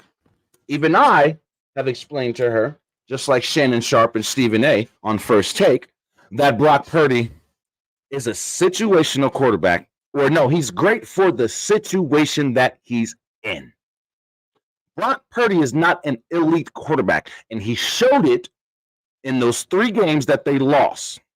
When it was time for him to make plays, he actually threw interceptions and made rookie mistakes that he didn't make last year because everybody was healthy. Well, I mean, listen. I'm not saying Brock Purdy's great. Did I? Did that ever come out of my mouth? He shouldn't be in the MVP conversation. He should not be in the MVP conversation. Your 5 quarterbacks that should be in the MVP conversation right now: C.J. Stroud, Patrick Mahomes, Jalen Hurts, Dak Prescott, Lamar Jackson. No, those are your 5. And actually, First I of all, could now even you're drop talking crazy. back down and put Tua in there. Now you're did you see the way Tua played last night? So what? See the way When Tua he's played on last his night? game, No, when he's look, on his game, did you see the way Tua played last night? Come on, man. I mean, he did score -5 points in anybody's Yahoo fantasy. Exactly. Come on. Tua, look, first of all, that's the other thing. Everybody wants to sit here and talk about I'd put Jared Goff I in had the him MVP. in my top 5 for my quarterback award. Yeah. I call the MVP the quarterback award because it's not fair to no other player in the league. But well, I mean, it depends. I mean, it really depends. I mean, you can argue all you want. Christian McCaffrey should be the front runner for MVP. Well, yeah, I mean, he leads the league in rushing. He scored leads the league in 17 straight games of a touchdown. Right. He is all-purpose, games. leads all-purpose yards. I mean, okay, here, Jersey, I'm going to ask you a question because, there's always the adjective of who is the greatest black quarterback to ever play the game, right? Who is the greatest white running back to ever play the game? Christian McCaffrey. Hands down. But Hands down. do you see how stupid I get why they say the black quarterback, because the black quarterback doesn't get the shot. I mean, you look at the young black quarterbacks that we have in the league now, CJ Stroud, Dak Prescott, Patrick Mahomes, Lamar Jackson. I mean, and they're all mobile. Let's not forget Jalen Hurts. Yeah, they're all mobile quarterbacks. They changed the game of the quarterback position by adding the run element. Right. Well, I mean, that was done by Randall Cunningham way back in the day. But that's what I'm saying. That's why Randall Cunningham is the greatest black quarterback ever. Because if you look at, or is he Doug? No, see, if no, Doug Williams. I'm sorry, Doug Williams. Is it? Because how do we judge who the greatest player in the game of football is? How many rings they win, right? That's stupid to me. I know it is, but we do it. I go based off the stats. What have you done? Okay, about the load of, he goes, okay, put another guy from the 70s and 80s against Christian McCaffrey. There's not one guy from the 70s and the 80s that can compare to what Christian McCaffrey has done to the game of football today. As a Caucasian running back. Right. Because if you noticed, after the 80s, 70s, and 80s, what color was a majority of the running backs in the league? I agree. Black men. Right. So Christian McCaffrey said, "Hold up." Yeah. Put one of those guys. I mean, who are you going to put? You show me what I got. You're going to put what's his name from the old Redskins? Oh, what's his name? Frank. What was his name? Their running back. I forgot. Oh, damn! It was just on the tip of my tongue. With the Hogs, you gonna put him? Oh, don't jump! Wait, Denzel. I'm not gonna ever down Warren Moon. I'm just saying. No, Warren Moon might be considered one of the greatest quarterbacks for. Yeah. To me, it's like this. I look at it like this. When you do that whole. I'm going to use the adjective for wrestling, right? Nice. Charlotte Flair might be the greatest female wrestler of all time. Over the Fabulous Moolah, over Mae Young, all of that, right? Because of her championships. But I would take Charlotte and say she's one of the greatest wrestlers of all time. Yeah, I could agree with that. The greatest football player of all time is Jerry Rice. Jerry Rice, greatest football player of all time. Hands down. I mean, when your peers vote you for the longest time as the greatest football player of all time, like they have for Jerry Rice. And look, I get this because of the level of health and medicine and training has gotten way more advanced now compared to. I get that. I get it. But I think Christian McCaffrey would have still done this if he was back in those times, or if those type of times was still today for the game of football.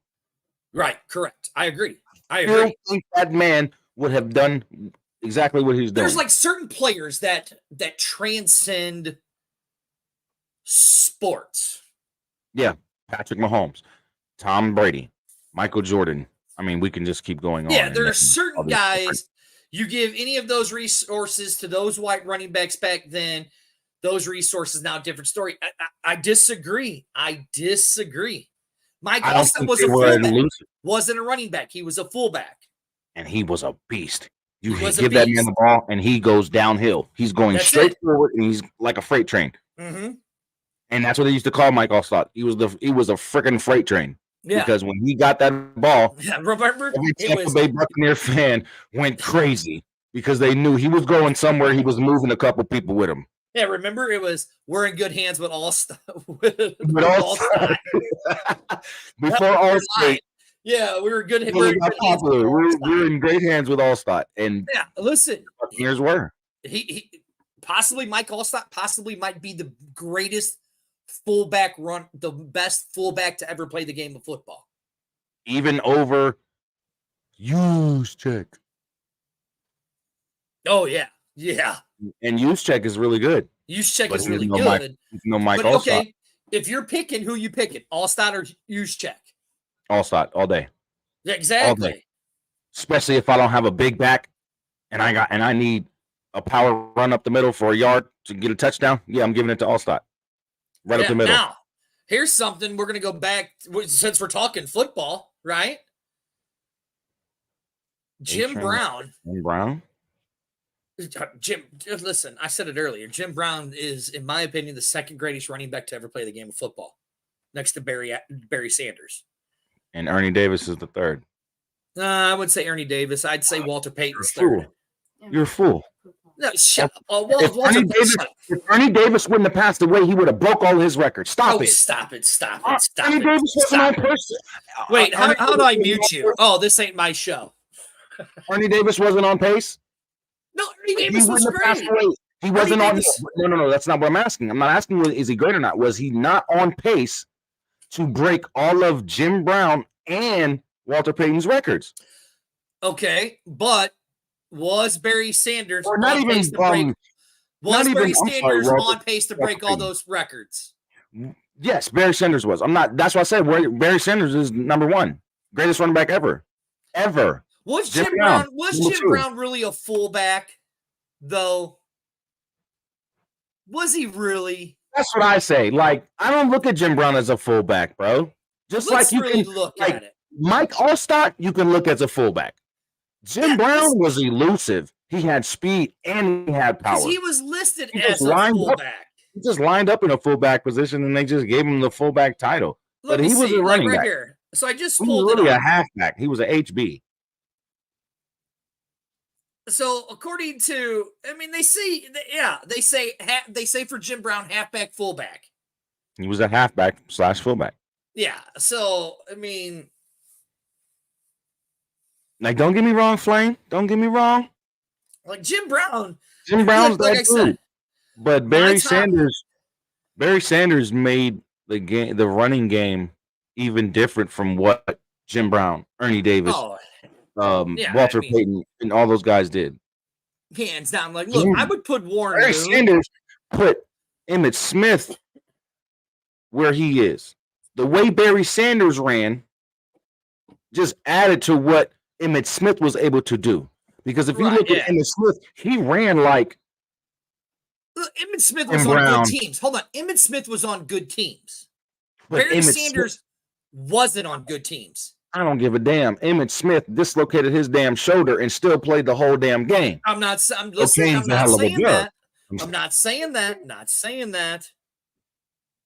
What's going on? Yes, it is a podcast. It is a video. It is a video cast merger. Yes, because my co-host Double G is off today. He had to work like a 14-hour shift at work, so then you called me out. You called me out on your show earlier. I did, because you had my back with this whole Las Vegas ballpark issue or thing going on. You know, the rumor that My Vegas Vipers will be playing at Las Vegas Ballpark next season. I'm just saying. Yes, Told y'all we Barry wasn't going Sanders anywhere. was on a great 91 team. That 91 team was good. That was the best team. Yeah, there you go. See, right there. Well, because Barry Sanders had to make things happen behind that bad O-line. 100%. That's what I'm saying. Like, my top 5 running backs. Well, you can't say Emmitt Smith had the best O-line back in the day. Hold on. Compared to Barry Sanders, yes or no? Compared to Barry Sanders, he had That's what he's saying. O-line, but he didn't have the best O-line at that time. But that's not what he's saying. He's saying that Barry Sanders played behind a shitty O-line compared to what Emmitt played. For years. For years, aside from that 91 team. Can you imagine you put Barry Sanders on the Cowboys? I think we would have went even. Oh, man, I don't even know. That would have been crazy, dude. They I mean, you know, they would have been playing those guys for 4 years. They've been playing Buffalo for 4 years. I mean, look, let's not forget Thurman Thomas. How good he was. Thurman Thomas was a monster. And Andre Rison at that Andre time. Rison. How good those guys. Yeah, because Andre Rison was a beast at wide receiver, man.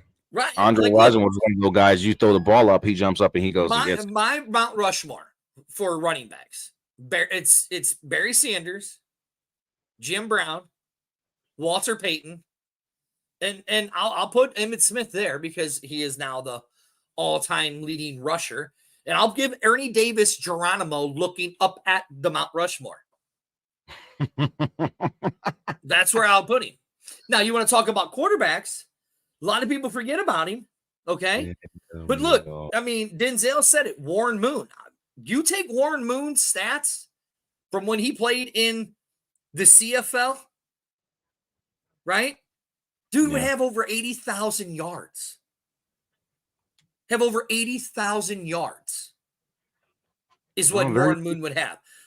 In my opinion, Warren Moon's one of the greatest quarterbacks to ever play the game of football. Dan Marino, number 2, Joe Montana, and Tom Brady. The four greatest quarterbacks to play the game. Marshall Faulk is up there in my top 10. I can't put Marshall Faulk at the top 5. I cannot. Can you put Marshall Faulk over Jim Brown? Emmitt Smith, Barry Sanders, and Walter Payton.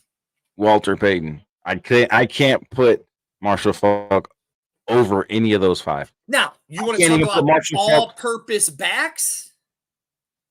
Then you put Walter Payton or you put Marshall Faulk on that list. If you're talking, you also got to put LaDainian Tomlinson up there too. Right. Then you put Then if you do all-purpose backs, you're doing Faulk, LT, McCaffrey, and then who else is a good one? Shit, that's it, really. So many. There's so many that we could really go back and look at for all purpose, coming out of the backfield, catching the ball and running. There's a few names that we could really go back and look like. That's going to be a good. Who else would you put on there then? Oh yeah, Eric Dickerson. Yep. Oh yeah, I forgot about Dickerson. Yeah, I'd put Dickerson. Yep. Eric Dickerson. Yep. Mm-hmm. So I'd put them. That would be my 4 right there. If you did all-purpose, and that's talking all-purpose. That's all-purpose. But you can still put Emmitt up there with all-purpose yards. He led the league in rushing, he's the league leading rusher. Okay. Oh no, but could you put him over McCaffrey because of McCaffrey's in? You know, got to remember McCaffrey's in there. I wouldn't put him over him. I'm just saying you can throw Emmitt in that conversation. You could put him in that conversation, but again, would you put him over Marshall Faulk? No, because Marshall Faulk had way more yards out of the backfield as a receiver than Emmitt Smith. Right. Did. Okay. Would you put Emmitt over McCaffrey?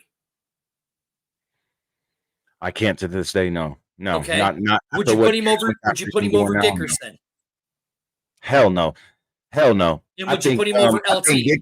I think Dickinson actually was one of the. I think he still has like a record for receiving yards as a running back. No. I think McCaffrey might have beaten it. McCaffrey's pretty much going to hold for the Rams. Oh yeah, for the Rams. Yeah. Marshall Faulk beat that record. Reggie Bush, no, I wouldn't even put Reggie Bush anywhere near that conversation for all purpose. All purpose? Because he didn't do anything. He didn't play long enough. I don't Right think he now, played you're long talking enough college. I'd put him as one of the greatest in all-purpose college backs in football. college. But when he got to the NFL, I can't give him that title. I would can't put give him Adrian that title Peterson either. over that. I would put Adrian Peterson over there. Yeah, in now, that population over him. we're talking about football, right? Okay. Now, you're talking about MVP right here. Now, let's remember there was a team that went to the Super Bowl or, lost in the AFC Championship, right? Called the Cincinnati. How do you say it? How do you say the Bengals name? Do you say Bengals or do you say Bengals? Bengals. See, it's weird. So a lot of people say it differently. You know what I'm saying? But A however lot you of want to people say say it. Bengals. Right. A lot of people say Bengals. A lot of people say Bengals. So it doesn't matter.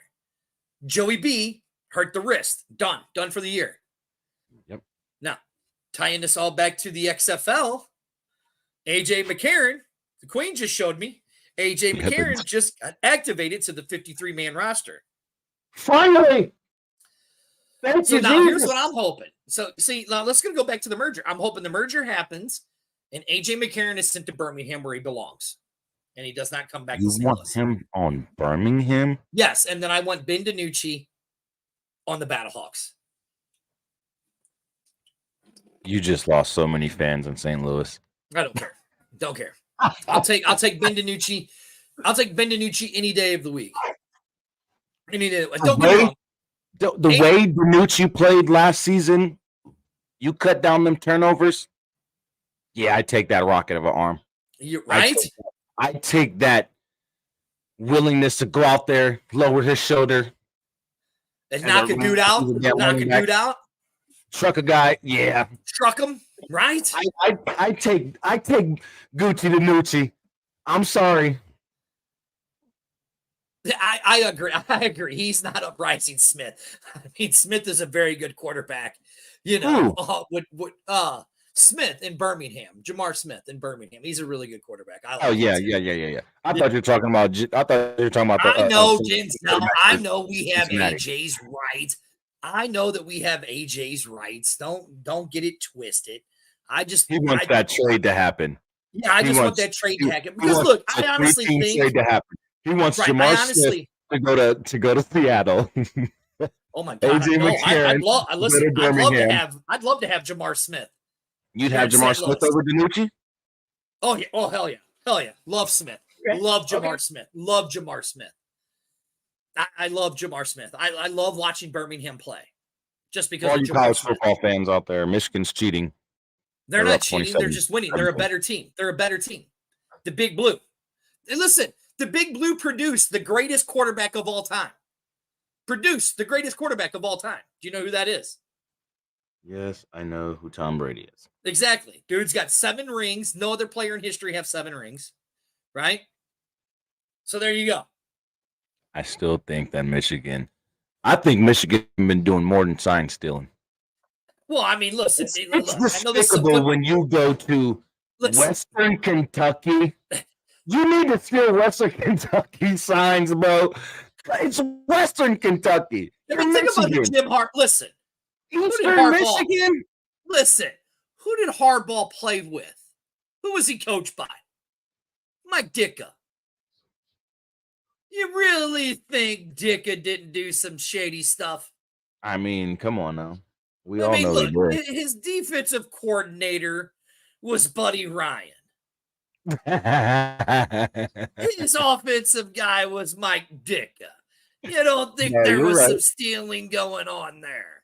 There's a lot. You're going to do whatever you're going to do to win a game. You know what I'm saying? It's just that simple. No, you're right.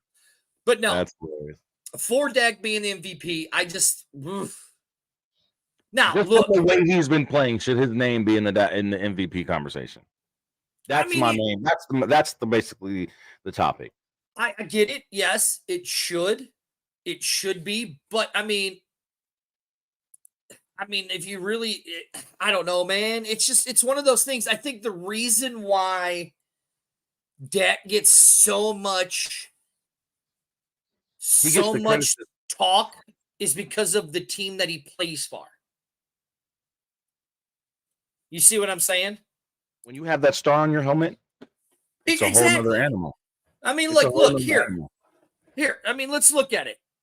I just Googled the top. I'm on ESPN, so this is courtesy of ESPN for you, right?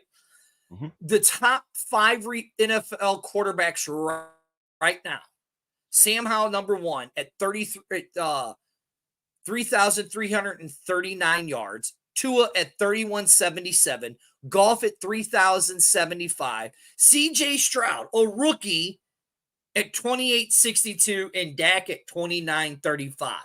Now, if you go by like they do all the time with stats and all that BS, right? Dak has 17 touchdowns in the last 5 games. Listen, again, I'm going back to the way that you look, the way that you look at it, okay? By the way the NFL does it, okay? No, Dak doesn't have. Oh, wait, this is offense right here. Here we go. So we're going to offense. I hate we're going to go to touchdowns. It says now the star in the helmet just means they rode the short bus and got to go home early. Oh, nice. Okay, so you have Dak who leads the league with in Texas, bro. How do you hate the Cowboys so much and you live in Texas? Who's that? My boy Hitton. It's the craziest thing to me. He lives in Texas. I think he's from Texas, if I'm not mistaken, and he cannot stand the Cowboys. He hates. I mean, listen. The Cowboys. You have the Houston Texans. Not everybody loves Dallas in Texas. It was the Houston Oilers at first. Okay, you had the Houston Oilers. Not a lot of people like Dallas, Texas. So now look, you talk about offensive stats. So let's look at the top 5. Okay, so you have Dak with 23 touchdowns, Josh Allen with 22, okay, Tua with 22, Russell Wilson with 19, Mahomes with 19, Jordan Love with 19, Hubert with 19, and the guy you don't like, Brock Purdy, with 19. Now, I didn't say I don't like Brock Purdy. Hold on. Out of all of those quarterbacks, right? Out of all those quarterbacks I read, that's your leaders in touchdowns. Stop it. The Eagles is a bad team. Hold on. The Eagles is a bad team. The Eagles is a bad team. That was one of the 5 games where he had 17 touchdowns. The Eagles is a bad team. No. Stop it. Stop it. No. And I'm glad y'all brought that up. Thank you, Flame. Thank you, Flame. Y'all sit here and talk all this shit. You sound just like Stephen A. Oh, it's look who they played. Look who they played. The Dallas Cowboys have they've blown out every team that they've beaten except one team this season. Hold on now. Hold on. We beat them by 20 or more points. The Philadelphia Eagles beat the damn New England Patriots by 5. 5. If you look at it, though, let's really look at it. They haven't blown one team out this season. The most the Philadelphia Eagles has won by in any game this season is 14 points. That is the most they've beaten a team by. They beat the Commanders by a total of 10 points in 2 games. All right. You talk about the Eagles? Okay, I just pulled up their schedule. We just blew them out. Hold on. I just pulled the schedule up. Are you ready? They lost to the Jets. We blew the Jets out. That was a team the Eagles were supposed to beat. Jesus, no, because I was gonna rant about this anyway because it's starting to irritate me that so many people have a heart attack, bro. Cowboys are beating horrible teams. They're beating teams that are below 500, and the Eagles and Chiefs are barely winning against teams that are below 500. I just pulled it up for you. You ready? First game they played against the Patriots, 25-20. 5 points. 5 points. The next week they played the Vikings at home, 34-28. Okay, 6 points. Right now they go to Tampa Bay, 25-11. 14 points. Now they play a divisional opponent, the Commanders, 34-21. 14 points. No, 3 points, 34-20, 31. My bad. 3 points. Now they go to the West Commanders. Coast. Divisional opponent, though. It's a problem. So now you go, then they go to the West Coast. They play the Lambs, 23-14. How many points is that? 6 points. Right. Now they go back to the East Coast. Or not 6 points, but you know what I mean. They go back to the East Coast. They play the Jets 14-20. Lose to the Jets without Aaron Rodgers. Keep going. Without Aaron Rodgers. Now they play it. Then they stay home. They play the Dolphins 31-17. 14 points. Now they go play divisional opponent again, the Commanders 38-31. 7 points. Then they play the Cowboys at 5 home. points. 5 points, 28-23. And then they play the Chiefs in Arrowhead 21-17. 4 points. Now, they have not beat a team by more than 14 points. Okay. Now, here's whether it's a team above 500 or below 500. Now, here's the remainder of their schedule. You ready? They have a very big game coming up. The next 3 weeks will determine on how good the Eagles really are. Bills at 49ers at home, and then they go to Jerry's World to play the Cowboys. And we're undefeated at home in the last 12 games. And that's where the Cowboys score most of their points, at home. We don't whoop that. I don't know. Don't know. We barely lost. Are you ready? When we play at home, we play better. Okay, are you ready now? Are you ready? Yeah. Hold on. Okay. So the last 5, should I just do the last 5 games, bro? Between the Eagles and Cowboys? I'll do the last. Okay. So, okay. You ready? I'm just going to go at the beginning. So they played the Jets or the Giants, right? 40-0. First game of the season. Okay. Jersey, there's a pattern here. I want you to just pay attention to the pattern. Okay. I know the pattern. Hold on. We've lost to one mediocre. We lost to a below 500 team that we shouldn't have lost to. But just and we got blown out by a team above 500. We have not beat a team that's above 500. I know. Oh, okay. They played the Jets. They played the Jets 30-10. Then they played the. But my point is this. So they're okay. Let's be real. Cowboys have a way better secondary than the Eagles. They're giving up so many yards and touchdowns compared to the Cowgirls. Yeah, I know. So you can't sit here and say anything about nothing. The Eagles are still a better team than the teams that they're playing. And when they're playing these mediocre, below 500 teams, they're underperforming. But everybody wants to talk about, oh, the Cowboys are just beating up on teams that are below 500, blah, blah, blah, blah, blah. Y'all can't barely beat a team that's above 500. Okay. Well, then barely beat a team that's above 500. Jersey, you know what you remind me of right now? Do you know what you remind me of right now? Come on. You remind me of right now? You remind me of every, huh? A diehard Cowboy fan. No, you remind me of every single Chiefs fan out there. Oh, Chiefs are the greatest team. Listen. No, they're not. Listen, the Chiefs KFC is horrible. They're nowhere near as good as they were. KFC, that's what I call Kansas Fried Chicken. Listen.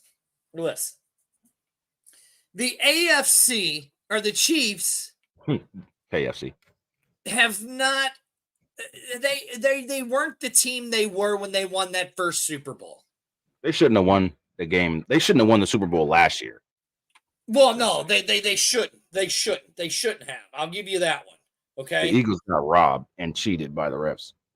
Oh, hands down they did. Hands down. That was a bullshit game. Oh, Michigan's only leading by 3 now. Let's go. Right, yeah. But listen, the Chiefs are not right. The Chiefs are not a good team at all. They're not a good team at all. You know what I'm saying? They're just not, okay?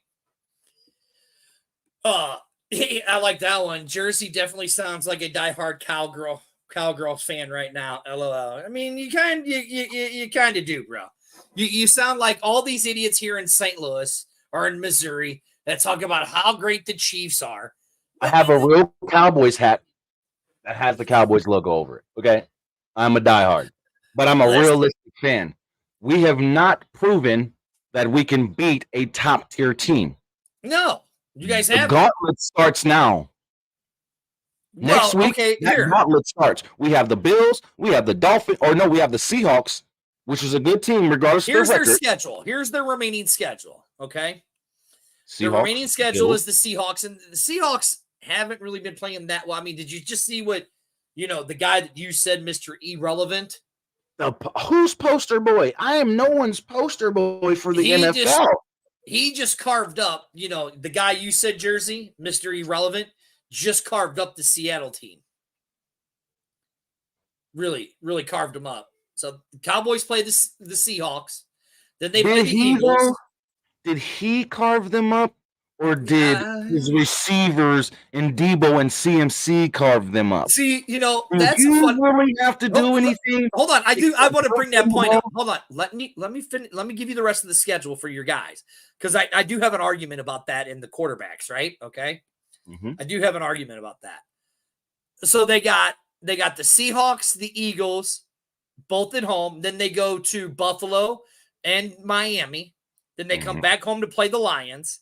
And then their last game is against the Commanders. Now, let's really look at the Eagles' schedule, okay? Let's see who's got the easier schedule to make to the championship, into the playoffs, right? So the Eagles have Bills and 49ers at home. Then they go on the road to play the Cowboys and the Seahawks. And then their last 3 games are pretty easy. The Giants and Cardinals at home, and then they're in New York. Oh, my bad, Flame. He's talking. My bad, bro. What's he saying? I thought he was talking about me being the poster boy. Yeah, they got to make Patrick Mahomes happy. That's just ridiculous. Yeah. So you're look, right, though. You really look at this schedule. We have a harder schedule. You got an easier schedule. Oh. Come on, man. Damn near every game for the Cowboys for the rest of the season, they're averaging 35 points a game at home, bro. Damn near every game that's left on our schedule is above 500 teams. Do you want me to go back again? No, that is not true. Let me go back again for you. Lies. Huh? Seahawks above 500. Are they not? Yeah, 6-5. Second in the NFC West, right? Seahawks are above 500. The Eagles are above 500. The Bills. Yeah, that is true. 500. The Commanders are the only team. Above 500. That's why I said this is Dallas's gauntlet. If Dallas can win majority of these last 5 games? 1, 2, 3, 4, 5, 6 games. These last 6 games, if we beat Seattle, if we can win all the rest of our games, we're going to the playoffs as the number 1 seed. That is true. They're going to have to. We're going, and especially if we beat the Eagles by more than 5 points.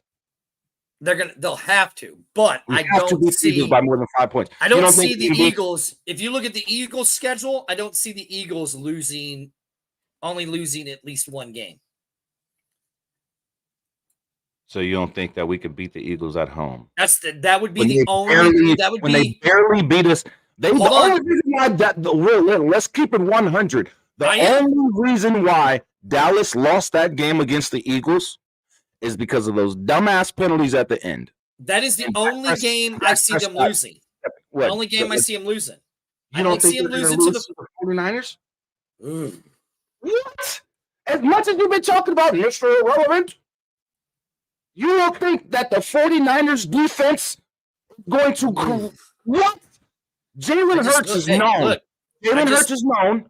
I just looked. I forgot that they were playing the 49ers, so I could see them losing. Yes. I could see them losing 2 games. So guess what? Guess what that puts them at? 3 losses. Yeah, if Dallas wins out, which we have a good possibility of winning out, because I'm telling you right now, Josh Allen ain't ready. No, he's already leading the league in turnovers. Josh Allen is not ready for Mike Parsons, Osa Odigizua, and Tank Lawrence and Jonathan Hankins. Josh Allen ain't ready for that. Yeah, I don't know what happened to. He had trouble with the Jets' defensive line. Mm-hmm. What makes you think he's not going to have trouble with the Cowboys defensive line. Mm-hmm. Ron Bland is going to have a pick six against Josh Allen. I smell it. I think he's going to exceed his record that he just set. Look, I'll tell you, the game that's going to be interesting to see, whoever wins that game between the Cowboys and the Eagles, whoever wins that game between the Cowboys and Eagles will win that division. So, yeah, exactly. I mean, that's kind of what it's kind of how you do sound. No, I just want everybody to look at it for what it is. No, you do. The Dallas Cowboys are going to get the scrutiny and all that good stuff because of the star in their helmet, their America's team, the whole history. He's got a point. World.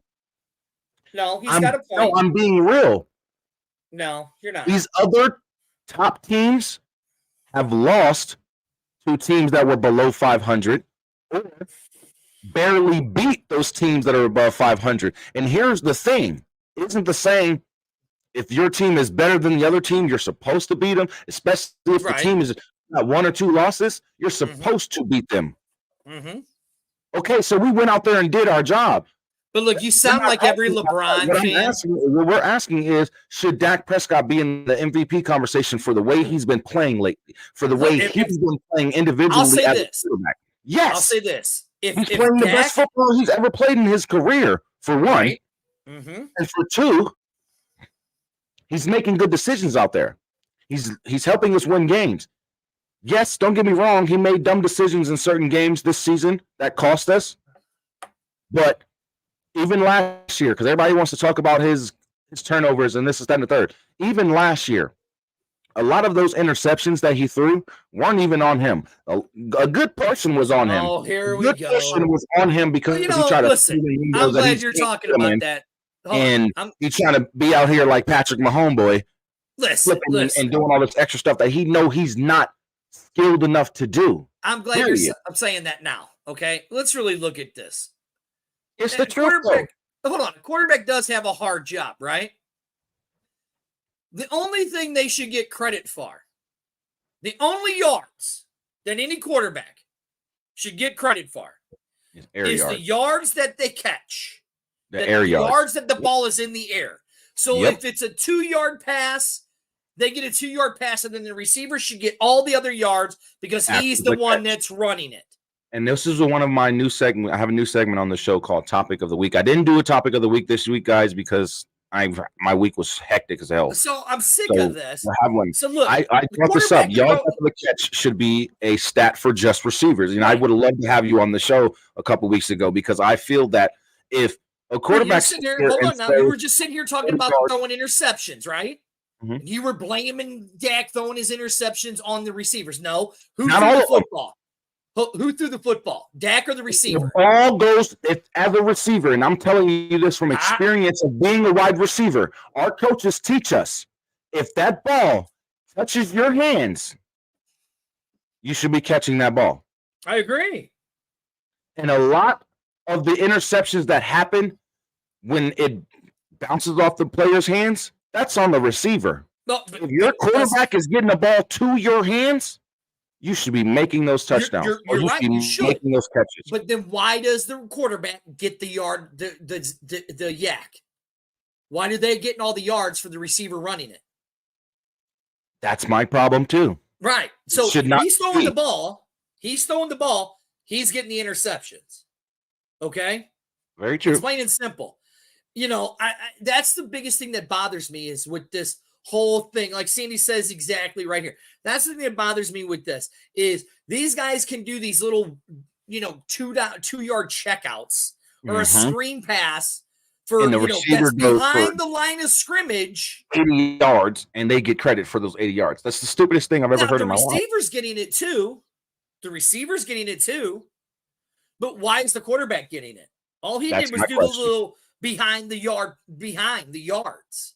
Even on those little jet sprint passes now that they call those jet sweep passes. Stupid. How is that a pass? That's the only reason why Kirk Cousins is worth the shit. It's the only reason why Kirk Cousins is worth the shit because he does little dump passes. That's all he does. That's unless he goes to Justin Jefferson. Right, yeah. I mean, Kirk Cousins is a bum as a quarterback because all he does is little dump passes. That's it. That's all he does. Dump passes. And if he And throws he it has deep, and he has a target like Justin Jefferson right. for And the then if he deep ball. throws it deep, it's usually an interception because he's a bum. You know what I'm saying? Like Dak Prescott. If he throws it deep, it's a bum. Like Dak Prescott. Wow. It's a bum. How? Bum. Dak Prescott's deep ball has been great this year. Ask Brandon He's Cooks. a bum. He's a bum. You know why he's a bum? Ask I'll tell you Brandon why Cooks. he's a bum. I'll tell you why he's a bum. You ready? Here we go. Tell you why he's a bum. Because he wears a star in his helmet. That's why he's a bum. Only reason. Just like Patrick Mahomes is the most overrated quarterback because he wears the Kansas City Chiefs logo. He is the most overrated quarterback, though. No, not really. Not really. He is really good. He is really good. He does do shit that most players can't do. But he's overrated in the sense that since you have Patrick Mahomes on your team, you're supposed to be better as a wide receiver? No. Patrick Mahomes can't make you touch the ball. Well, I mean, that was okay. So then if you say that, then what about Tom Brady? Tom Brady had a lot of mediocre receivers, and he made them look good.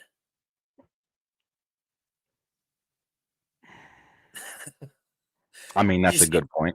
That's a good point. But he had mediocre receivers who had talent that just needed to be, flourished. Look, I mean, listen, I can't help him get that talent to flourish, and to be shown. I mean, shit. Hey, hold on, Sandy. He is better than everyone else. No, I mean, yeah. I mean, look, I don't like the Chiefs at all, but I'm not. I can't stand them. Listen. It's like the Patriots. I didn't bet against Tom Brady. I don't bet against Patrick Mahomes until they get knocked out of the playoffs. You only bet against Patrick Mahomes if he's trying to be Michael Jordan and playing with the flu against the Denver Broncos. Just saying. He played with the flu and thought he was going to win that game. You have a whole flu, bro. Like, you're not MJ. This ain't basketball. This is football. You can't play a basketball. You can play a basketball game sick, but a football game, you're getting rocked out there. I mean, he did not play. I mean, statistically, that might have been his worst game in a long time. It might have been his worst game, if not his whole career. Well, here, I can't stand the Kansas City Chiefs either. That's why I call. What game was that? That was against the Broncos, right? Yep. All right, so I just pulled it up. I'm pulling the game up. Denzel said you only bet against Mahomes if he's playing Jared Goff. Hey, Jared Goff did outplay him in that game. In that first game so here season. He was 24 for 38, 242 picks. No touchdowns. And they lost. No. None whatsoever. Had 5 turnovers. His receivers showed up, obviously, because they were catching the ball. He got 242 yards. I mean, that's true.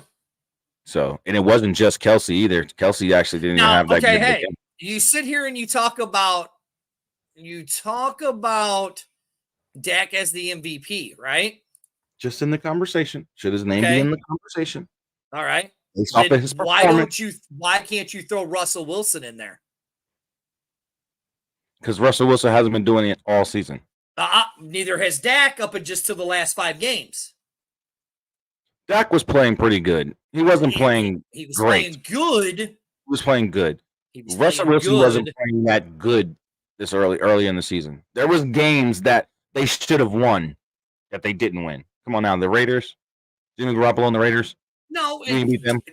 No, you couldn't beat them. Russ was learning a new system. I mean, they've won 4 games. They're 4-0 right now. Okay. They won 4 games all season long last season too under Nathaniel Hackett. And I mean, here, the game against the Bears where they won 31-28. This is when they really started kicking, right? He threw for 223 for 3 touchdowns. He's looking like the Russell of old. I give him that. But I'm not going to throw his name in the conversation right now. Hold on. Then you played the Chiefs, where he was 114 for 3 touchdowns. Okay? Because his defense showed up. Then they played the Bills. And he was 199, or no, my bad, 196 for 2 touchdowns. Don't get me wrong. Russell is playing a lot better, a hell of a lot better than he did last season. Yeah. He's looking like Russell from Seattle again. And then look, right here against the Vikings, 259 for 1 touchdown. And now let's really look at the remainder of his schedule. If Russell keeps playing the way he is, here's the remainder of his schedule. They got the Browns in Denver. Then they go and play the MVP and Rookie of the Year, CJ Stroud in Houston. Then they go to the Chargers. Then they go to the Lions. And then they got the Patriots and Chargers, both at home for the last games. They could beat the Patriots. They could beat it's going to be hard to beat the Chargers. It's going to be hard to beat the Chargers. Well, in Denver, I think they can. But I don't know. Look, they're playing the Browns. The Browns, there's no telling with them. I mean, Myles Garrett might be one of the best defensive players I've ever seen play football. Yeah. Oh my God, man. This dude.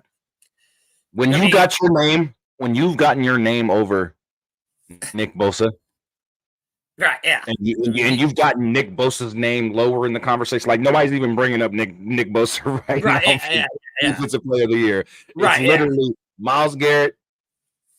And Myles Garrett. And then they should beat the Browns. Right. They should beat the Browns, right? Oh, and TJ Watt. Sheesh. Yeah, they should beat the Browns. They should, but I don't know that defense. Defense is good. The thing about the Denver Broncos offensive line that scares me is when it comes to elite defensive lines, they're not that good. You know what I mean? They're not that good. They got lucky against the Chiefs. They got lucky. Denver got lucky. The Chiefs are not. No, here's what it is. No, the Broncos offensive line compared to the Chiefs defensive line, they got lucky in that game. They were smart enough to take Chris Jones out of that game, and that's one of the reasons why they won that battle on the offensive line. Here's what it is. Russell is finally starting to understand the Sean Payton offense.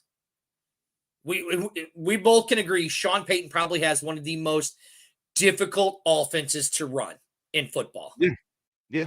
Drew Brees was a master at it. Yeah, Drew Brees was a master. So Russell is finally understanding it. There's a very good chance they could go 4-2 and make the playoffs. Yeah, there's a very good chance they could.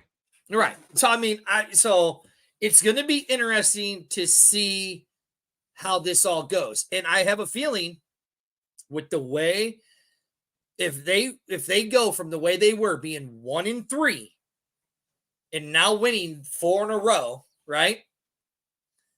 You could put Russell's name in that conversation as an MVP candidate. Yes. But they would have to go 4 and they would have to go 4-2. And he has to throw more touchdowns. Right, exactly.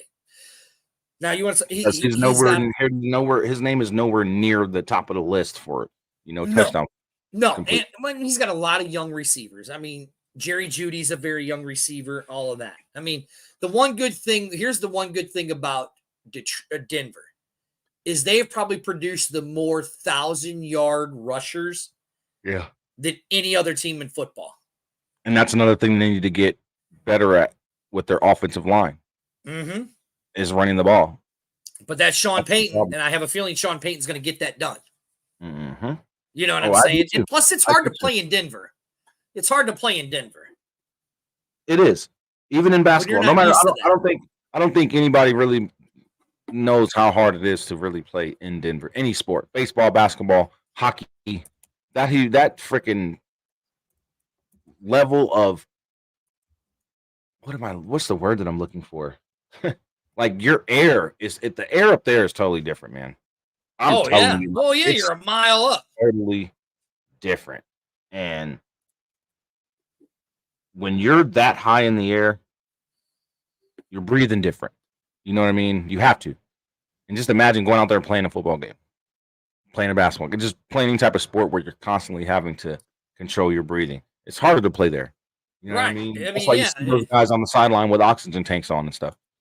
Because they trying to catch their breath, they're trying to get their wind back. Because if you're not used to playing there, if you're not used to living there, it's a different animal, man. That altitude. Oh yeah, hands down, it totally is. Different. Michigan won. Good for them. That's awesome, right? Love no, it. Not good for them. I hate it. They should not have been allowed to be in college football playoffs. I'm sorry. The only reason why I say that is because I do agree with what Stephen A. Smith said about that. I really feel that Michigan, being that you were caught red-handed with evidence, doesn't matter if everybody's doing it. Everybody ain't getting caught. You feel what I'm saying? That's my thing. Everybody's not getting caught. And if you got caught red-handed to where you even had to fire a staff member or let them resign because you sat here and let this staff member go to other teams' practices and games and dress up in their attire to try and blend in with them just to steal signs and make your game plan off of stealing signs, and you get caught red-handed, ain't no telling how long you've been doing it this season. That's true. And then here's an interesting. Everybody's like, "Oh, well, you shouldn't punish the kids. You shouldn't punish the kids. They didn't do it." You mean to tell me there are no players on that sideline or on that field that are seeing that offense, getting those signs sent over to them, and they just scan in the field and don't see those signs? Come on now. You don't think those kids have something to do with it? Your coach is Jim Harbaugh. You don't think the coach gonna be like, "Hey, you see this sign get thrown up, we're gonna call this sign." You don't think those players was in on it? Just saying. Oh yes, it does seem like it's mail time. Thank you, Hit, because I almost forgot, man. Let's run some mail time real quick. Hey, whatever. It's your show. Before we get back into it, y'all. Because we've been going for a long time today. It's almost 3. We're almost at 3 hours. Let's get it.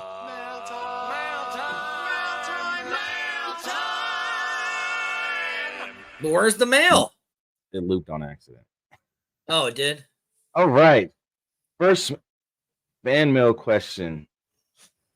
What is your take on the season so far? Do you think these teams are putting their best foot forward? Which teams? He's talking about all of them in the NFL. Talking about all of them? In my opinion, I feel at this point in the season, some teams have given up. I'm not even going to lie. I think some teams like the Chicago Bears, I think some teams like the Arizona Cardinals, I think they're saving face for the season. Even the Carolina Panthers, I think they're just going to be, I don't see a lot of these teams that are going to continue to keep their foot on the pedal for the rest of the season. No point. Yeah, go out there, compete in the game, try and win the game, but you're going to see a difference in how these teams play for the rest of the season. The teams that know they have no shot at making the playoffs, they're playing for draft spots now. They're playing for draft position. So you're not going to see them put their best foot forward for the remainder of the season. Any of those teams who have 1, 2, 3 wins at the most, they know they're not making the playoffs. There's not enough games left. They're not going to get above 500. And in the NFC South division, for instance, now that's different. A lot of those teams are still in the race. Hell, all those teams are still in the race. No, the North, you mean? No, the South. NFC South. AFC or NFC? The Saints right now, they're 5-5, I believe. Yeah, Carolina's 1-9 though. So there's 3 teams in the NFC South that could possibly make the playoffs. The Bucks, the Falcons, and the Saints. They're all still fighting for division winner. They're still all fighting for that division title. Those 3 teams. Carolina's out of it. They're not even in the race no more. Those are one of the teams you're going to see that aren't going to continue to put their best foot forward because there's no need. They made a dumb deal by trading away DJ Moore for the number 1 pick, and they put Bryce Young in a dumb situation because they didn't want to get any more offensive linemen for him, whether it was drafting them or getting them in free agency. So if you're looking at like the different races in around the league, there are going to be a lot of teams that you look at differently because their record. They know they have no chance of making the playoffs. Now they're fighting for draft position for next season. You know what I mean? So, honestly, that's what you have to look for the remainder of the season. The teams who have a very, very bad record, 1-8, 2-9, whatever the case, they're not going to put their best foot forward for the rest of the season. And after, like, let's say the Giants, for instance, they fizzled out. You signed Daniel Jones to this huge contract. He's lost for the season. Saquon Barkley got injured at the beginning of the season, left Daniel Jones on his own. Then Daniel Jones ends up getting hurt. Now you got Danny, Ricky DeVito, whatever the kid's name is, playing for the Giants and starting as the quarterback, even over Tyrod Taylor. Like, there's going to be a few teams, like I said, that you're going to see for the remainder of the season that just aren't going to put their best foot forward. And that's just what it is. That's just how the NFL works. And don't get me wrong, I feel that in some games, teams could have been better, and teams should do better. They should play better mentally. They should have a better mental when it comes to penalties and things like that, and preventing penalties and not making dumb plays. So it's just a matter of actually looking at how these teams are playing for the remainder of the season. How do you feel, Dirty? I will say this. So, you want to talk what's my take on the season so far? It is exactly where I thought it would line up at by the teams, with the only surprise being that the New York Jets, because of losing Aaron Rodgers at the way where they lost him and how they lost him. And CJ Stroud and the Texans are surprised. Now, look, you talk about the Carolina Panthers. I think they made a dumb mistake by drafting who they did in Bryce Young, because I don't think Bryce Young is an NFL quarterback. It's been proven that short quarterbacks, name me another quarterback under 5'10" that has done anything besides Russell Wilson. How tall was Michael Vick? Michael Vick was over 6 foot. Okay. Never mind. Okay. The thing that shocks me is that you could have one division in the AFC still have all of the wild card spots. And the NFC North could have all of the wild card spots, depending on who they put behind the center in Cincinnati, right? The shock to me is that how well CJ Stroud has played and how he is literally taking that team, the Houston Texans, from nothing. Jeff Hostetler had one good year. That was it. I was going to say that same thing. He had like one season. That was it. Their whole offensive line got dismantled, and it was a wrap for him. That's why he didn't last in the league that long. So the biggest shock the biggest shock is how well, and it shows how one player can change an entire team. Yeah. One player can change an entire team. Like, think about it. You're the Carolina Panthers. You're going to have the number 1 pick. Okay? Are you really going to stay invested with Bryce Young when you got Bo Dixon coming out of college next year? You got the kid coming. Where's the kid from UCLA or USC? Caleb Williams and Bo Nix, and you got Drake Mayo. You're really going to stick with Bryce Young? I mean, you're really going to me?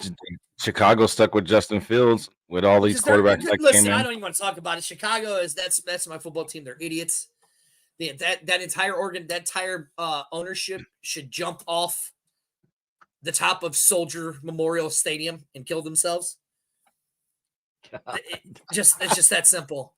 But yeah, so I think the way that we see this, and listen, I hope Carolina stays with Bryce Young and we can get either one of those guys, Bo Nix, Caleb Williams, or whatever. I hope. I mean, because Drake Mayo, Caleb Williams, and Bo Nix all have the size that Bryce Young does not have.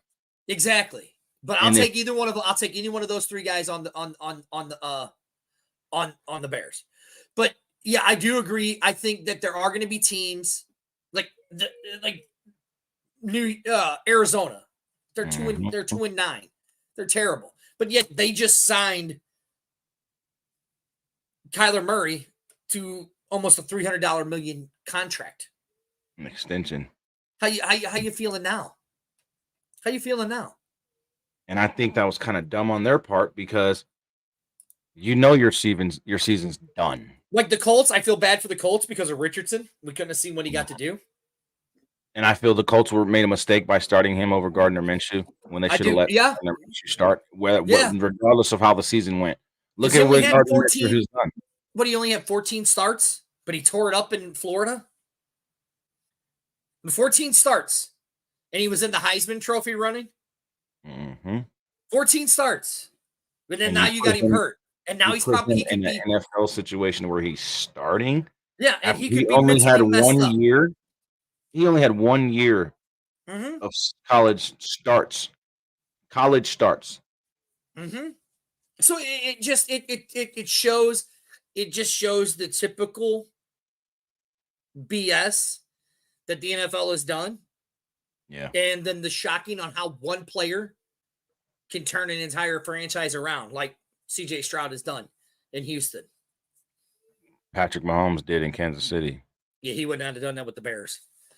Because look what happened when Alex Smith was there. Chiefs weren't that relevant. But Mahomes didn't start as a rookie, though. This is a rookie. That is what's scares me so great. That's what scares me about the Houston Texans. Is what CJ Stroud. Yeah, what CJ Stroud has done as a rookie. He makes Cam Newton's rookie year look like, oh, that was just a piece of cake. I did that with the way CJ Stroud is playing. He's like, oh yeah, Cam Newton's rookie season. That's in my sleep. Yeah. That's nothing. That's nothing. He's right. That's nothing. So yeah, I really think that a lot of these teams are shooting for the draft now. I do too. You're not going to see them put their foot on the gas. I mean, like you're looking New England shooting for the draft, and we know Belichick. And Belichick, this might be the first time we see Belichick. We won't see Belichick standing on the sideline with New England. He could be gone. Yep. You know what I'm saying? Who's not going to want to pick up Bill Belichick though? I mean, look, you got the Tennessee Titans sitting at 3-7, right? You got the New York Giants 3-8, the Bears 3-8, Carolina 1-9, Arizona 2-9. So yeah, so many teams right now. So many teams have a losing record that are going to be in your top 5, top 6 draft picks unless they've made trades. And again, I'll go back to this: the way the Lions are playing, didn't expect that. The way the Texans are playing, didn't expect that. Yeah, at all. To see an entire division possibly be playing for all the wild card spots in one division. Unbelievable. We haven't seen that since last year. Yeah. I mean, unbelievable. So last year would have been the first time in a long time that all teams in one division made the playoffs. Yeah. So for me, it's more of a shock. If the Commanders wouldn't have took out Taylor Heineke last year, replaced him with Carson's Can't Wentz, I promise you, Washington would have made the playoffs last season. I agree. And all 4 NFC East teams would have been in the playoffs. I agree. But yeah, right now, with the season coming to an end, the playoff push really being in effect right now, a lot of teams that are in those draft positions to get high picks in the draft, that's what they're shooting for now. They're shooting for the number 1, 2, 3, 4, and 5 spots in the draft. Yep. Those top 5, top 6 spots in the draft are key spots in the draft. And you have 3 good quarterbacks coming out this year.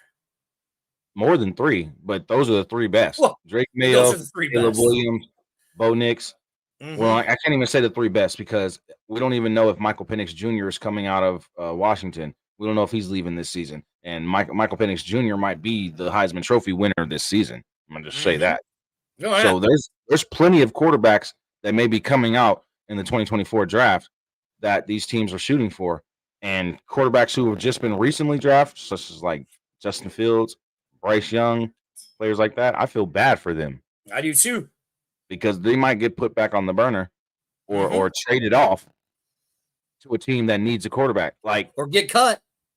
I wouldn't be surprised if a crazy move like Bryce Young going to the Jets and being on the bench and Zach Wilson getting booted out of there, that's not likely to not happen. Mm-hmm. You see what the Panthers did last year. They gave away their number one receiver for the number one draft pick and brought in Adam Thielen and thought that Adam Thielen was going to replace DJ Moore. Mm-hmm. Look how easy Minnesota was. They weren't even reluctant to give him up. Oh, here, have him. Yeah, here, you want him? Take him. We got Justin Jefferson. We got Jordan Addison. Mm-hmm. You can have him. Thielen. Yep. We got KJ Osborne. You know what I mean? Like, Minnesota did not trip off of getting rid of Adam Thielen. So for Carolina to sit here and be like, oh, well, we're going to take the number one draft pick, get rid of our number one receiver, and then bring in a veteran like Adam Thielen and think that he's going to do something? Come on now. Mm-hmm. I agree. So, all right, what's your next question? That's what you're looking at, Hit. Teams are going to be playing for draft positions if they don't have the greatest record. All right, question 2. I love it. How bad does Michigan look right now with that weak-ass punishment? Great question. Dirty, go ahead since you're an old Big Blue fan. Really? Do they look that bad? They didn't get shit. They didn't really get anything. They didn't get nothing. Here's how bad it's going to look when Harbaugh goes to be the Bears' head coach next year. Yeah. That's going to be worse than the punishment they got. Hell yeah. Why are you going to punish?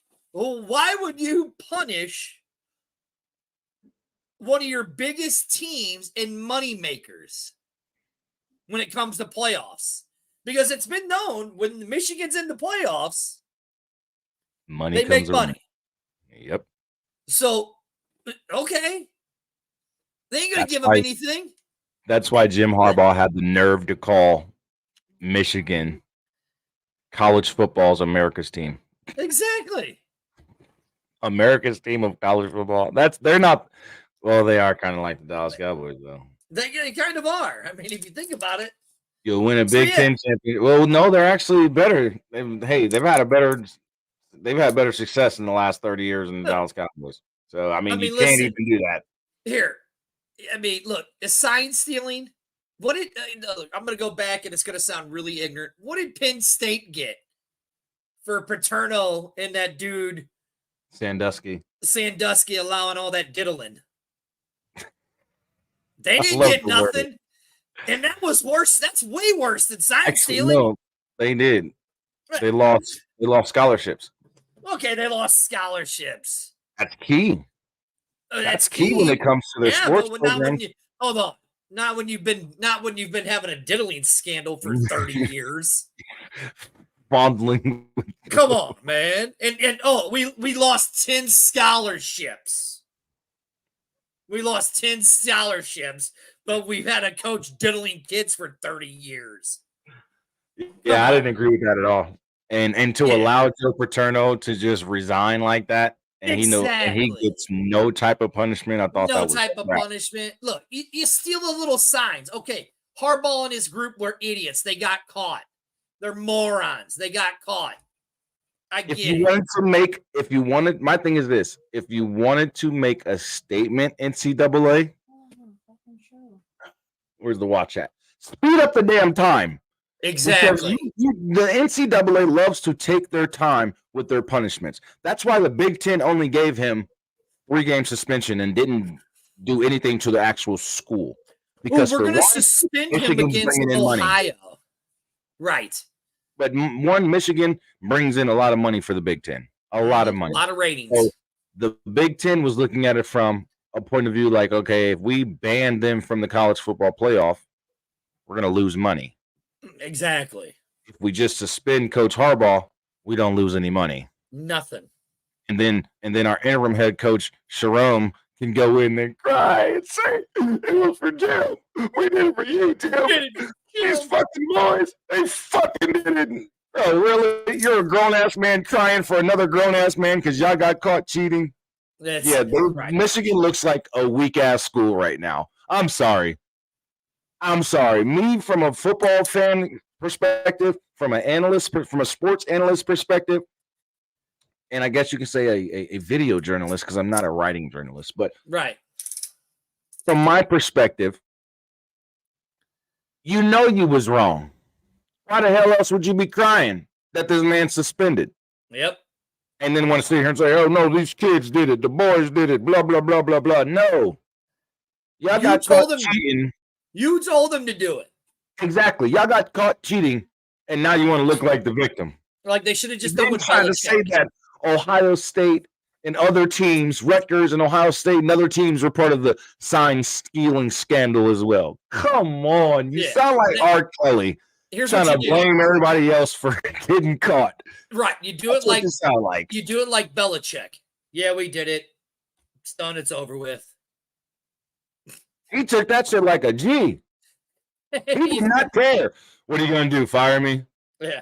Robert Kraft didn't fire me. We just won a Super Bowl because of my spy dating. Here's my invitation to Belichick. Yeah, we did it. Everybody does it. Oh, well. That's what he said. Like, in not so many words, but that's basically what he said. Everybody does it. We just got caught. The hell with That's it. We got our hands smacked. Punish me. Punish Tom. Whatever. We're still going to make the AFC Championship. Exactly. He didn't care. But I really think Michigan as a program just doesn't look the greatest for them, only because of the way they're playing it out. But the way the NCAA is going about the punishment, it doesn't make them look that bad. It doesn't make it look like they're trying to. You're also forgetting about the NIL deals now. You can't really stop somebody from being bowl eligible anymore because those players, if they were involved, can just transfer to another team. And that's what because of the NIL. Yeah, that transfer portal has been open like crazy since the NIL deal was in effect. What else can you do? But I am getting in trouble, Jersey, for being on here for 3 hours. No problem, brother. Do your thing. Do your thing. I appreciate you. I want to see what the next question is. Okay. Last question from a boy Hit. Oh, we only have one more? Yeah, he was the only one that sent in questions this week. Okay. Is it better as a viewer to have a close match or your team blowing out the other team? I mean, it depends on. I can give you a quick answer for this one. It depends on the type of football game you want to watch. If you like those close games and you like seeing teams battle it out, and you don't mind your team being in those type of close games to where they can show their resilience. You know what? So, go ahead. No, go ahead. Finish.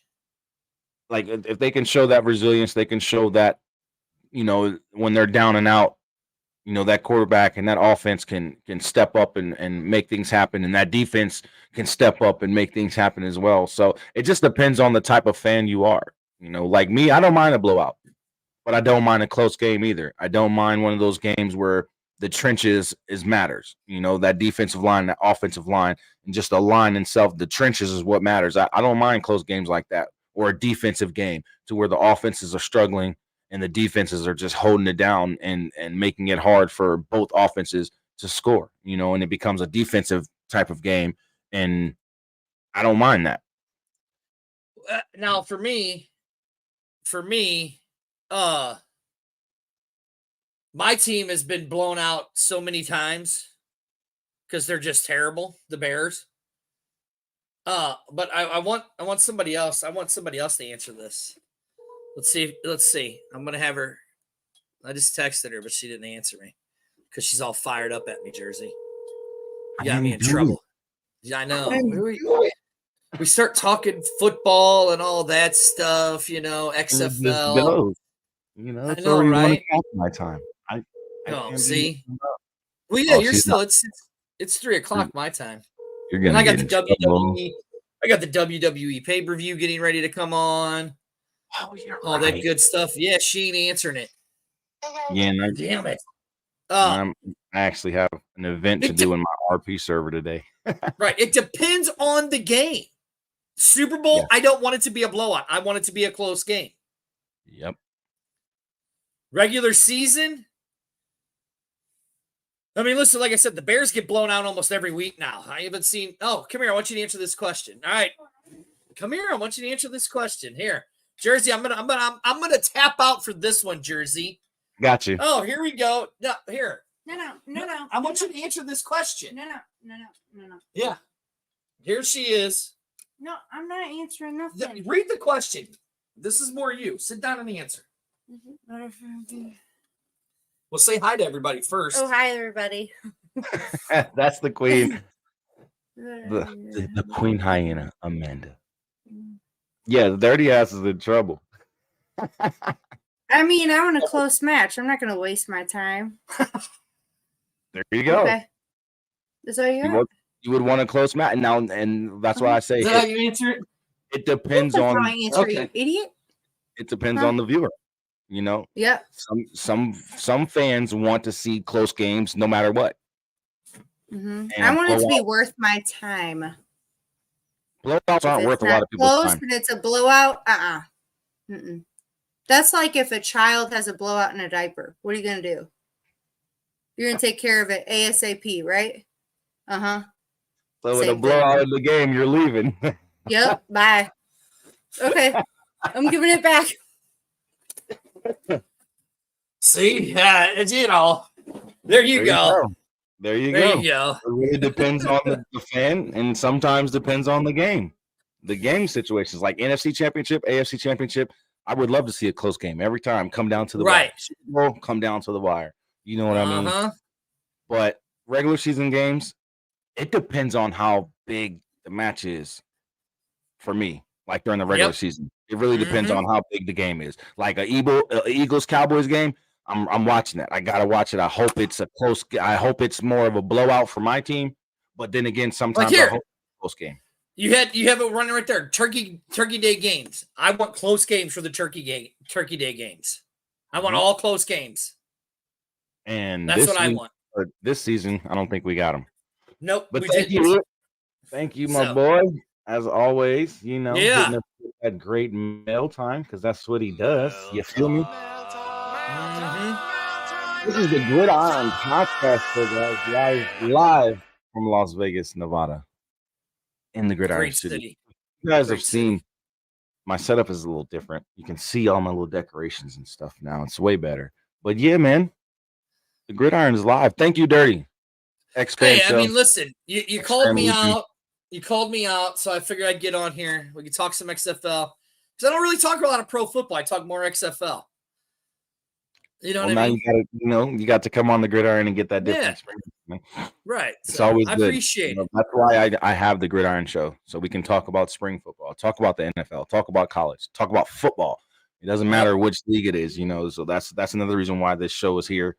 And I'm just happy to have all the support that we have, and I want to thank you again for jumping on with me and chilling with me for a few hours. And we're gonna get into this last topic. You're gonna give me in trouble, man. I'm gonna go, so I'm gonna let you do it, bro. You gotta go.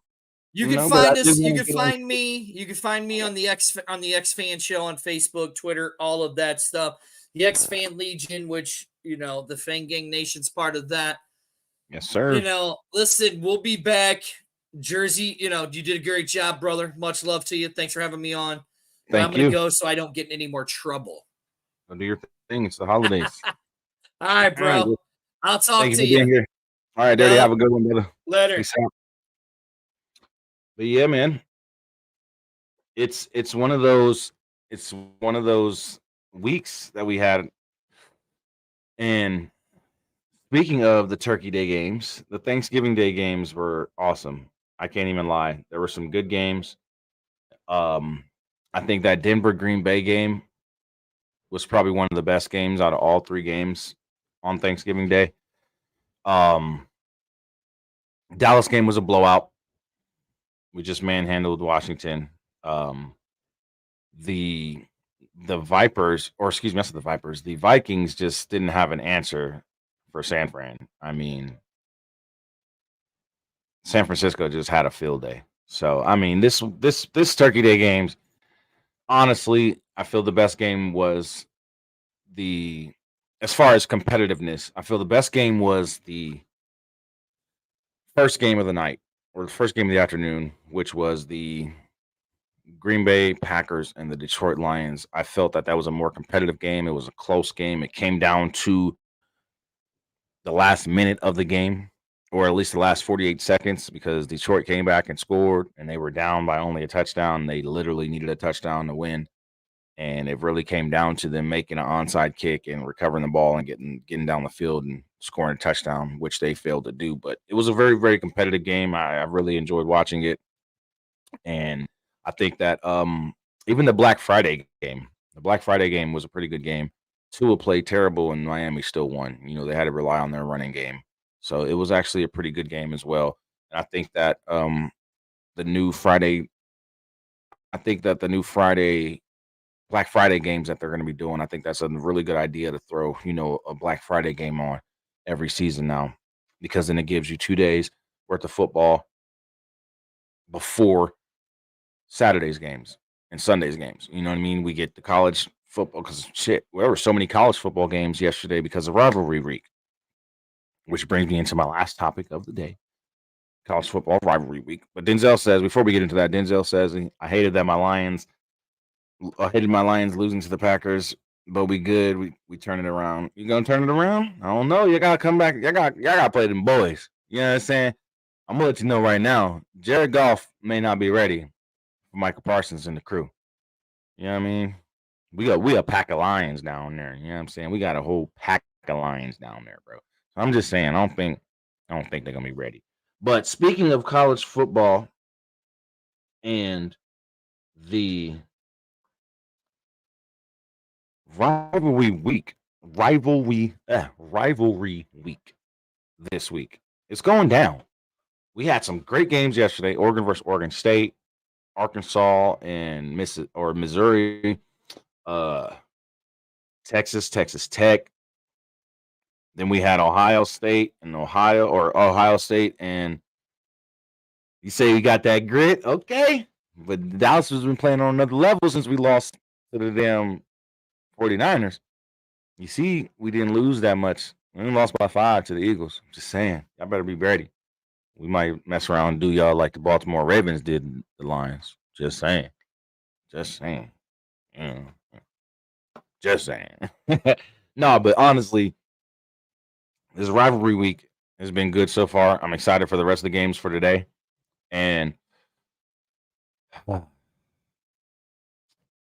NFL Week 12, the remainder of Week 12 tomorrow and Monday. It's going to be exciting, y'all. But I think this rivalry week. Oh, yeah, and it is the first round of the FCS championship. Let's go. You got to catch fire at the right time, then. You got to catch fire at the right time, or else the Detroit might put themselves in a situation to where, you know, they go up against a tough team in the playoffs. You know what I mean? So they better turn it around now. You know what I mean? They better turn it around now. They better hope the Eagles get a couple more losses under their belt so they can get that number 1 seed in the NFC. That's what the Lions are fighting for, that number 1 seed in the NFC conference for the playoffs. So, but yeah, rivalry week in college football is going on, man. It started yesterday. There was a ton of games on.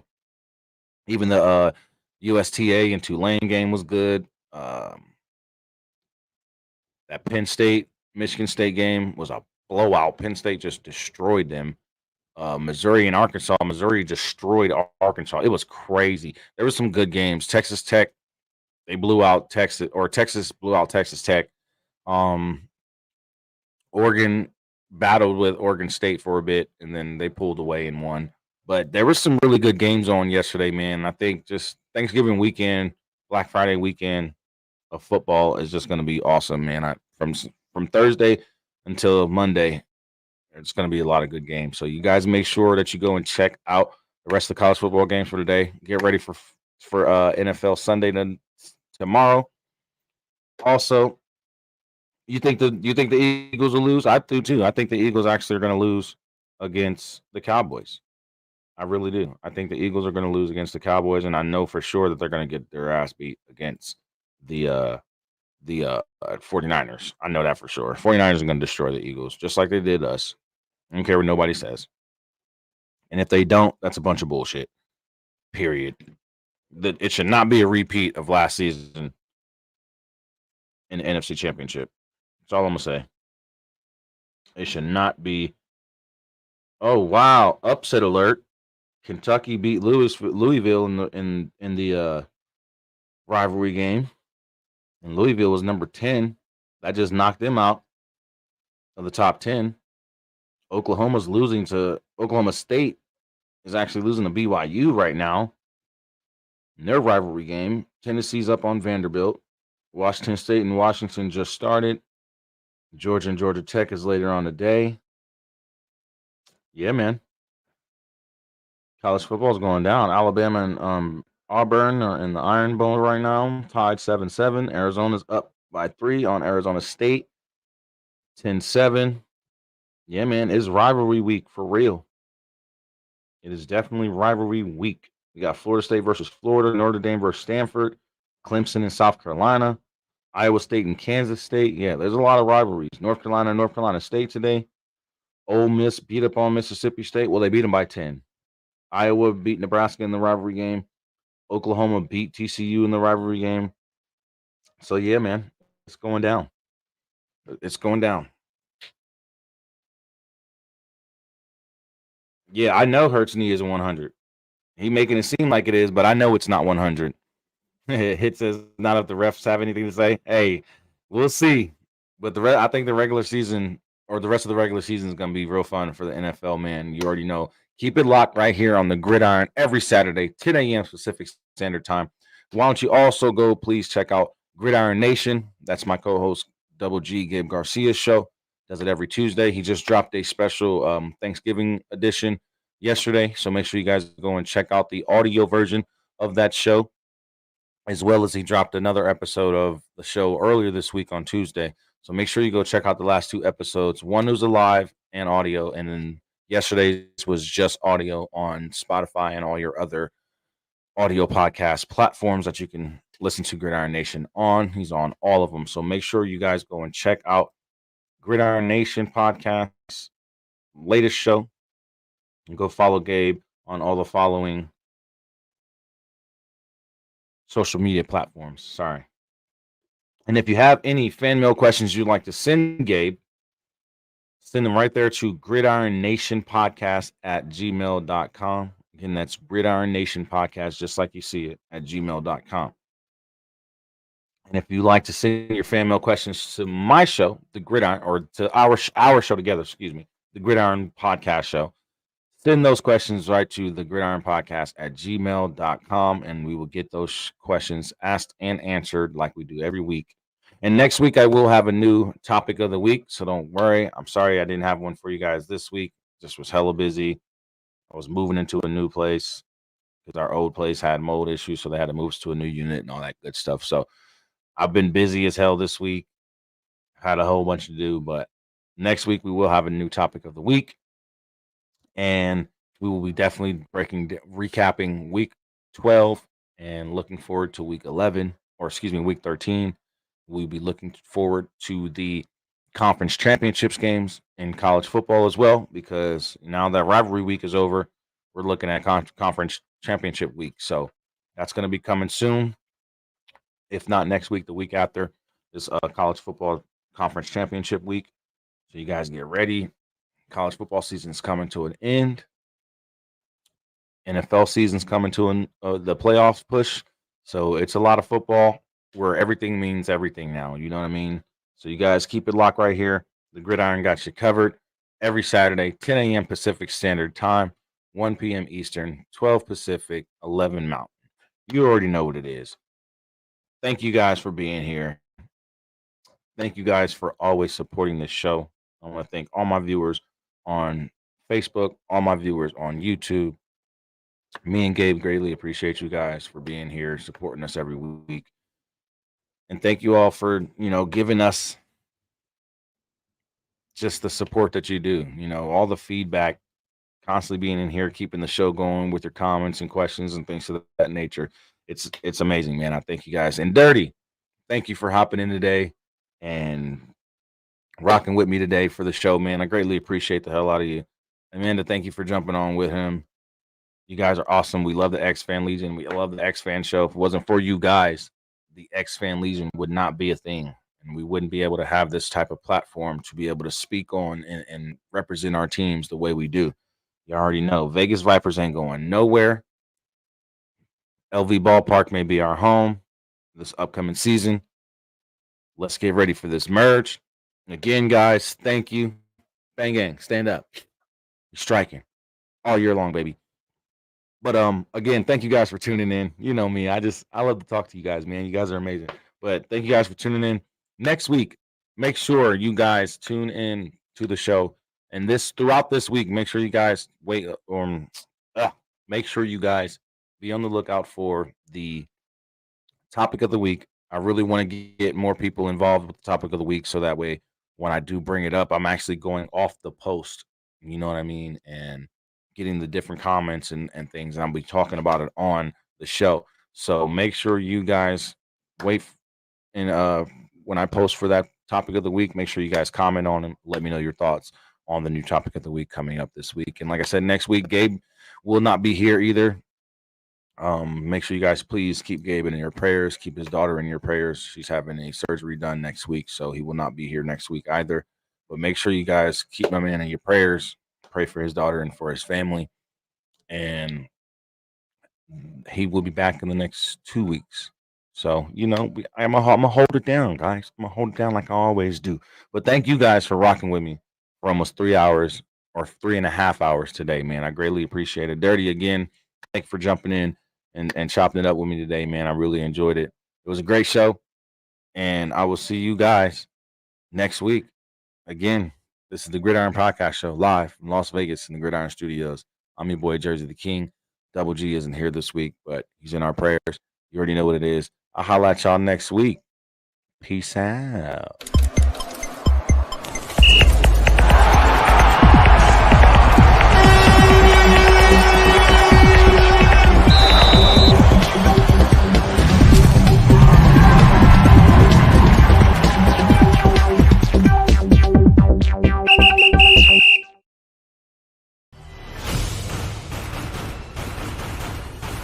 Peace out, Hit.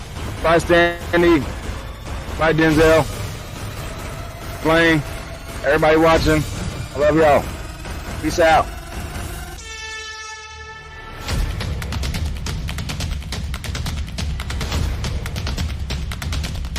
Hi, you late. I appreciate you pulling up, bro. Maybe next week.